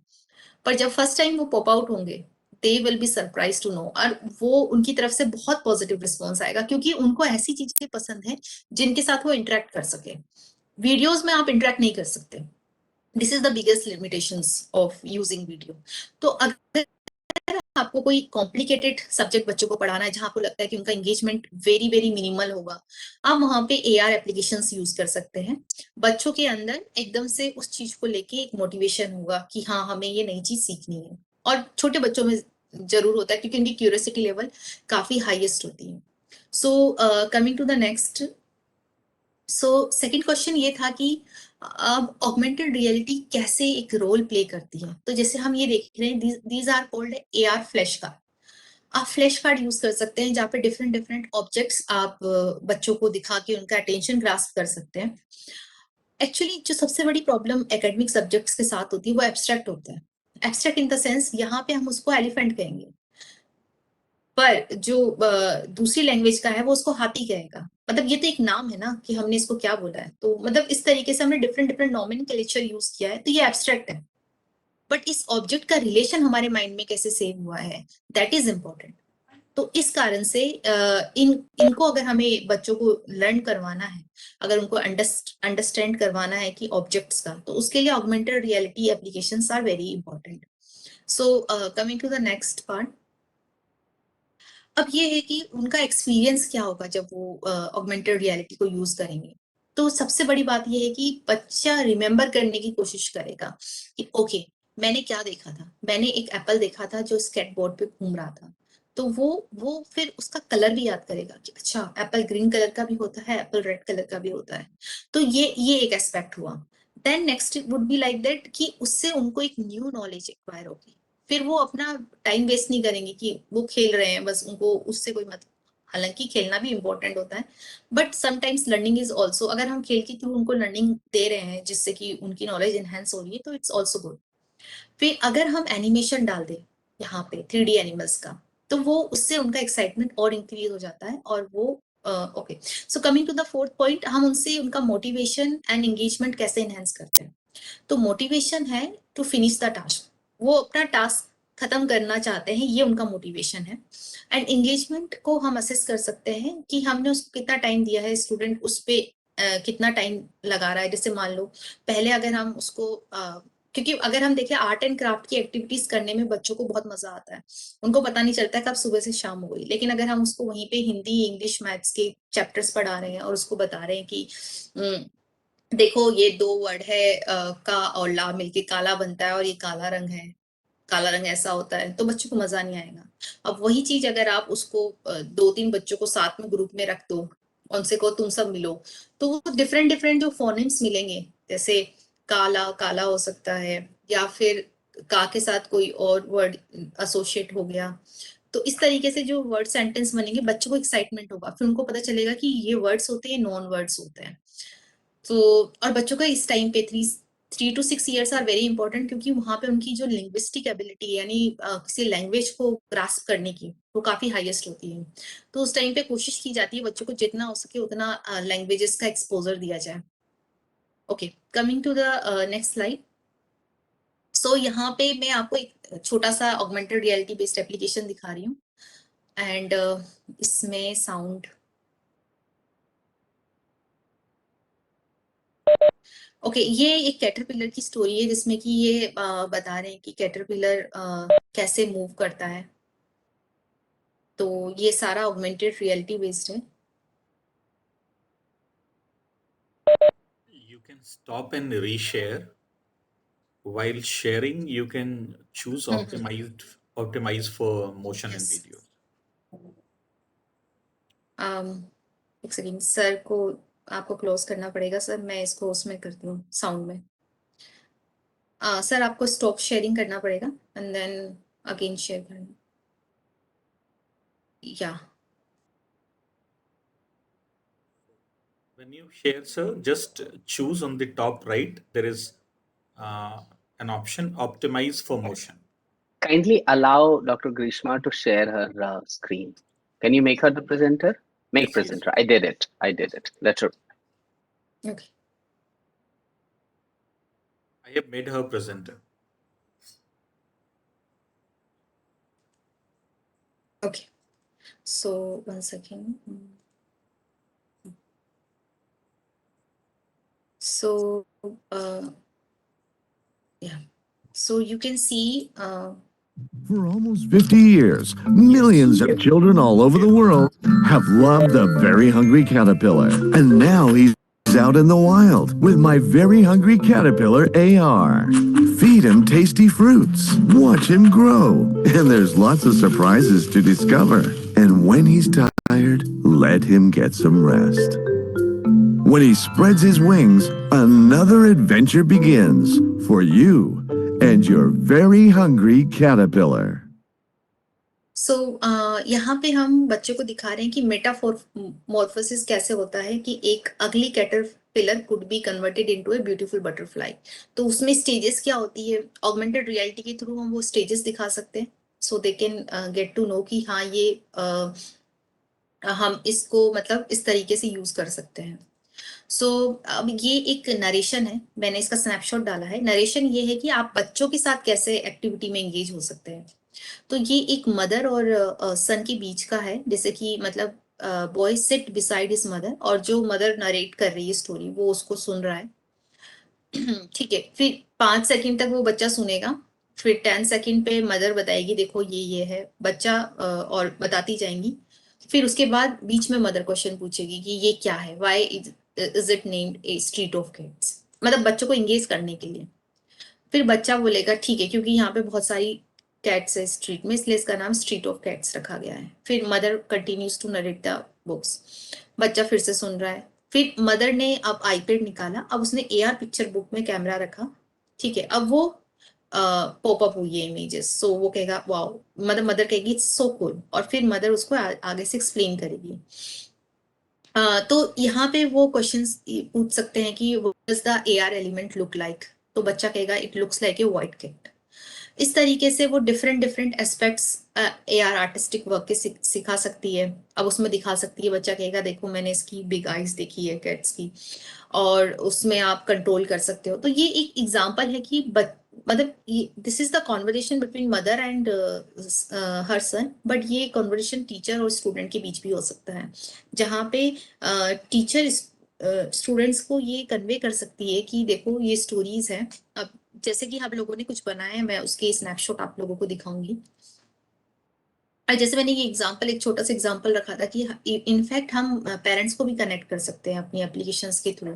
हम उनको ये एप्लीकेशंस नोटिफिकेशंस के थ्रू भेज देंगे कि जब बच्चा पढ़ रहा है तब प्रे करे, खाना खाने से पहले प्रे करे और सोने से पहले प्रे करे, तो वो ऑगमेंटेड रियलिटी में वो एप्लीकेशंस अपने आप पॉपअप हो जाएगी। बच्चा फिर वो कहेगा नहीं, it's a time for me to. तो नोटिफिकेशंस क्या होते हैं, टाइम लॉक भी हो सकते हैं। जैसे कि बच्चे को अगर आपको टाइम पे सुलाना है कि ठीक है 9 PM आपको सोना है, तो वो एप्लीकेशंस अपने आप पॉपअप होगी और 8:59 पे बच्चा कहेगा now it's time for my sleep, मैं प्रे करता हूँ, सो जाता हूँ। तो इस तरीके से हम हेल्दी हैबिट कल्टीवेट कर सकते हैं और बच्चों को मतलब एक डिसिप्लिन में भी ला सकते हैं। अब जैसे कि मैंने कहा कि कैसे ये चेंजेस कर सकते हैं हम क्लासरूम में, तो कंसेप्ट को हम एक्सप्लेन बेटर कर सकते हैं। उसके साथ साथ हम टाइम की लिमिटेशंस को दूर कर सकते हैं। जैसे अगर हमें प्लांट ग्रोथ दिखानी है तो we can't wait for 3 month और 1 month for a plant to grow. तो हम बता सकते हैं कि सीड से पौधा निकलता कैसे है, तो वो बच्चा उसको देख के समझ सकता है। That can also be done with augmented reality. And limitation of resources, जैसे कि पहले भी कहा है कि हम उसके लिए क्लासरूम में जगह जगह पौधे नहीं खोद सकते, बना सकते, या फिर बच्चा उसको टेक केयर नहीं कर सकता, तो वो हम एक्सप्लेन कर सकते हैं कि देखो इस तरीके से ये पेड़ निकलता है। कुछ फल होते हैं जो जमीन के नीचे होते हैं, कुछ फल होते हैं जो जमीन के ऊपर होते हैं, तो ये वाले कॉन्सेप्ट भी हम सिखा सकते हैं। और जमीन के अंदर देखने के लिए जरूरी नहीं आप अगर AR में एप्लीकेशंस बना रहे हैं तो वो भी देख सकते हैं। तो कंसेप्ट्स लाइक लोकेशन है, डायरेक्शन है, शेप्स एंड साइज, प्रीपोजिशंस जो होता है ग्रामर का कंसेप्ट, ये बहुत जरूरी है बच्चों में ना, दो ऑब्जेक्ट के बीच का रिलेशन एस्टैब्लिश करने के लिए। तो प्रीपोजिशंस हम ऑगमेंटेड रियलिटी से सिखा सकते हैं। And then programming skills can be explain better way. So coming to the next slide, I will explain what does it all mean. So अगर हम देखें तो सबसे पहले living and non living beings का डिफरेंस समझाना, क्योंकि बच्चों को जब बच्चा मतलब 3 से 4 साल वाला बच्चा एक नॉन लिविंग को लिविंग समझेगा। आप सभी ने ये एक्सपीरियंस लिया होगा बच्चों के साथ कि छोटे बच्चे को अगर किसी चीज से लग जाती है और हम उस चीज को रिएक्ट करके मारते हैं, जैसे मान लो किसी टेबल से लग गई और हमने उसको मारा, तो child will be very excited कि हाँ उसकी पिटाई हो गई, but he doesn't know the concept of living and non living. तो ये वाला कंसेप्ट हम बता सकते हैं। देन इंटरेक्शन ऑफ रेन की सन का क्या होता है ग्रोथ ऑफ प्लांट में, ये एक्सप्लेन कर सकते हैं। जैसे कि कहीं जगह है, हमने उनको बताना है कि जहाँ सन प्रॉपर नहीं पहुंच रहा, वो उस प्लांट की ग्रोथ रुक जाएगी, तो वो वाला कंसेप्ट भी आ सकता है। यहाँ पे भी एक क्रिटिकल थिंकिंग लग सकती है। हम बच्चों को अगर एप्लीकेशंस दिखाएं, हमने कहा देखो इसका प्लांट तो बहुत बड़ा ग्रो हो रहा है, दूसरे का प्लांट ग्रो क्यों नहीं हो रहा, तो फिर बच्चा ढूंढेगा क्योंकि सर हो सकता है कि वहां सनलाइट ना आ रही हो, जहाँ उसको प्रॉपर पानी ना मिल रहा हो। ये इस तरीके की चीजें हो सकती है, बच्चे खुद से आते हैं सॉल्यूशंस के साथ। देन कंसेप्ट जैसे कि अंडर अबव, तो ये वाले कंसेप्ट हम बता सकते हैं। एंड जैसे मैंने एग्जांपल के लिए न्यूमेरिसी के लिए हम ये बता सकते हैं कि कितनी कैट्स है टेबल पे, तो बच्चा उसको वहां पे कोई और नहीं देख रहा, बच्चा उसके सामने कैमरा ले जाएगा, AR टैबलेट का camera, and then there will be the several cats will appear, तो he can count 1 2 3 4 and then this kind of activities. And cognitive and vocabulary में भी हम ये रख सकते हैं कि हम उसको मल्टीपल कलर्स में कर दे कि how many black cats are there, how many white cats are there, those concepts. So अब मैं जो हमने बनाई है, जैसे ये वाली काफी इंटरेस्टिंग है।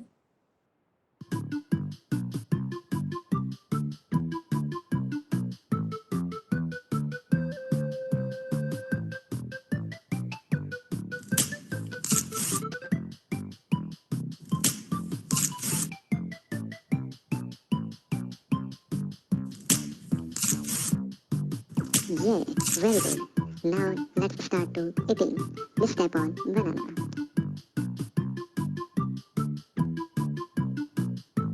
Yeah, first bite. Yeah, second bite. Yeah, third bite. Yeah, fourth bite. Yeah, fifth bite. Yeah, sixth bite. Yeah, seventh bite. Yeah, eighth bite. Yeah, ninth bite. Yeah, 10th bite. Please throw your plate inside the dustbin. सो यहाँ पे हमने उसको number, healthy habits, banana peeling, ये सारे concept हमने सिखाए हैं। And so coming to the next one,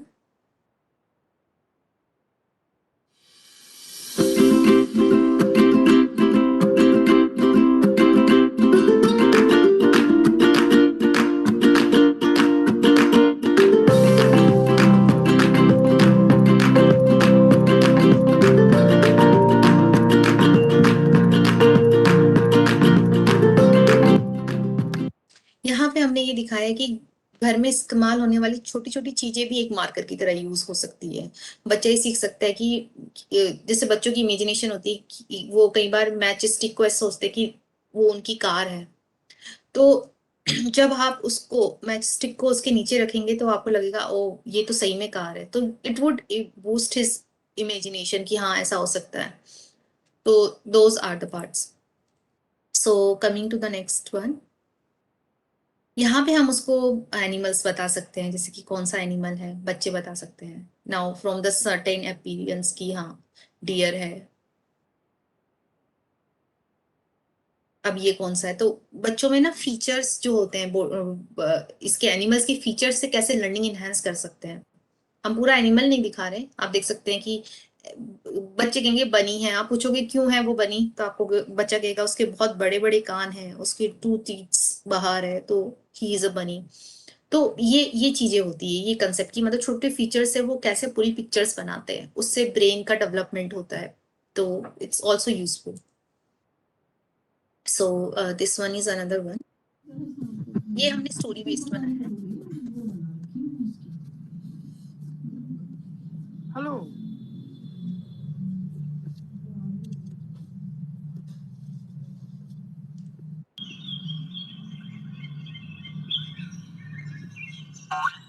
यहाँ पे रैबिट है एंड उसको एक कैरेट खाना है।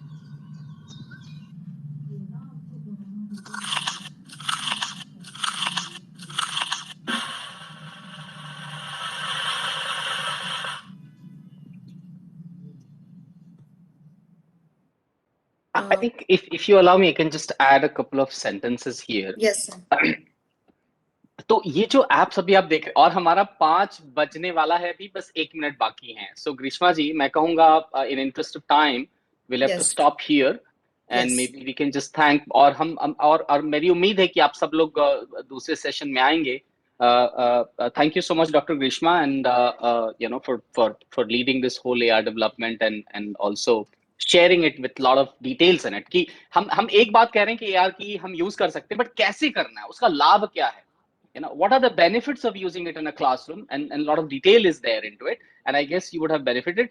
Just to add one more thing related to the apps, these are just being developed right now at IIT Delhi, and we are going to test it out very soon in some of the Bal Vidyalayas, and these are apps specifically designed for Bal Vidyalayas, so they won't be available anywhere else right now, and we need to integrate it into the curriculum. हम ये बना करके app इसकी test करके और curriculum में integrate करके फिर आपके साथ शेयर करेंगे कि भाई इस महीने में ये वाली एक्टिविटी करिए। अब जैसे कुछ जो एक्टिविटीज उन्होंने दिखाई वो केले वाली थी और ये यू नो रैबिट वाली थी, ये दोनों कलरिंग बेस्ड है, मतलब बच्चे पहले केले को कलर करेंगे, जिस कलर में वो करेंगे वो सामने आ जाएगा। बहुत से ऐसी चीजें हैं। अब इंटरेस्ट ऑफ टाइम आज हमारे समय कम था, so thank you so much to all of you. आप लोगों ने अपने बिजी शेड्यूल में से समय निकाला।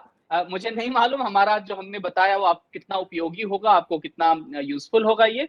Thank you so much Vivek ji and doctor Piyush for organizing it. Floor is back to you. Thank you. So thank you so much.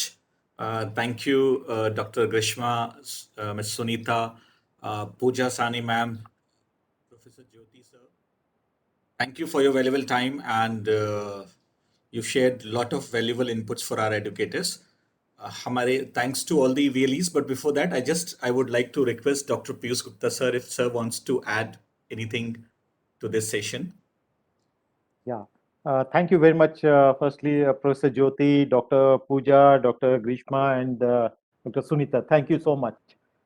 एक चीज मुझे रिमाइंड हो रही है, जब नेचर की बात हुई थी, जो हैंडबुक है, जितने भी एजुकेटर्स वीएलईज को सॉफ्ट कॉपी सबको मिली है, हैंडबुक जो है गूगल ड्राइव के अंदर, उसको जरा अच्छी तरह देखिएगा। उसमें एक बहुत इंपॉर्टेंट चीज कहा है कि क्लासरूम के अंदर जो है ट्री कैसे आप बना सकते हैं।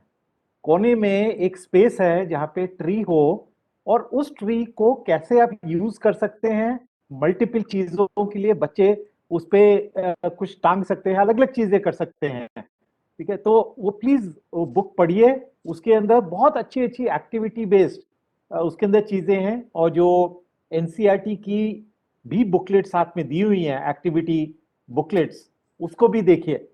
सो ऑल दिस बेसिकली सिर्फ एक चीज से नहीं होगा, ये हम सबको ब्लेंड करना पड़ेगा। और असली कारीगरी जो कहेंगे, असली मैजिक जो होगा आप लोगों का एज टीचर्स, एजुकेटर्स, फैसिलिटेटर तभी होगा जब आप इसको सब चीजों को टेक्नोलॉजी, नॉन टेक्नोलॉजी सबको ब्लेंड कर सके। टेक्नोलॉजी जब हम बात करते हैं, technology doesn't mean information technology, doesn't mean electronics technology. जैसे इस सेशन में भी बोल रहे थे पेपर जब आया, so that was a technology tool you can say. So technology today is something not just related to electronics, anything you are bringing in. So बहुत चीजें हैं बाल विद्यालय में स्लोली। अभी हम एक और बहुत इंपॉर्टेंट उस पर डिस्कस करेंगे नेक्स्ट वीक। एक सेशन है 23 फरवरी 3 से 5 बजे। आप सभी अपने एजुकेटर्स को, जो we may not really call them educators, तो कुछ दिन के बाद हम एक नाम सोच रहे हैं, whether we call them facilitator, coach, क्या, बट डेफिनेटली एजुकेटर से हम आगे मूव कर रहे हैं। तो ये सेशन होगा 28 फरवरी को, मंडे को 3 से 5। बहुत इंटरेस्टिंग सब्जेक्ट है, डिजाइन थिंकिंग, ठीक है। तो बहुत बहुत मजा आएगा उसके अंदर, और उसमें भी हम ऑगमेंटेड रियलिटी और भी चीजें बहुत बात करेंगे। तो एवरी वीक ऑलमोस्ट अभी हमारे कुछ ना कुछ नई चीज पर सेशंस होंगे एजुकेटर्स के लिए। अभी हम बहुत जल्दी एक जो आज ये 21st सेंचुरी स्किलिंग की डॉक्यूमेंट दिखाया, इसके अंदर आउटकम बेस्ड डिस्कशन है कि 3 से 5 साल के बच्चों के लिए क्या लर्निंग आउटकम्स हो सकते हैं। तो ये एनसीईआरटी ने पूरा इलेबोरेट किया हुआ है, जो कि आपकी जो बुकलेट है, सॉफ्ट कॉपी हमने दी हुई है एनसीईआरटी की, उसके अंदर पूरा का पूरा ये लर्निंग आउटकम्स डिफाइन करे हैं 3 से 4 साल के बच्चों के लिए, 4 से 5 साल एंड 5 से 6 साल, तीनों साल के लिए एंड ऑफ द ईयर बच्चे को क्या क्या नॉलेज एलिमेंट्स, स्किल एलिमेंट्स, वो सारी क्या क्या आ जानी चाहिए, राइट। सो बहुत कुछ है, there is a lot to learn, relearn, and I think that's what we all are here for. So thank you very much, Professor Jyoti and everybody else from our Divine Lab team involved in this particular very, very important initiative to really leverage and transform the early child education in rural India. Yes, thank you, Vivek. Over to you. Thank you so much, sir. So, IIT Delhi team, they have been working for past, I believe, more than 8-9 months, sir. The team, a panel of experts, professionally, well-trained people, they are working dedicatedly for our Bal Vidyalaya project. And we are really thankful. We are lucky to have, an association with the IIT Delhi team. बहुत जल्दी आपके पास sir ने जैसा बताया इसकी testing हम करेंगे, curriculum में कैसे इंटीग्रेट करना है उसको करके, and then will bring it for your school to use बहुत जल्दी। एक बार सभी का मैं फिर से शुक्रिया करना चाहूँगा, उन सभी छोटे छोटे गांव से जुड़े बाल विद्यालय के प्रिंसिपल, डायरेक्टर, ओनर एंड उनके एजुकेटर्स का, जिन्होंने अपना इम्पोर्टेंट टाइम निकाला इस सेशन के लिए।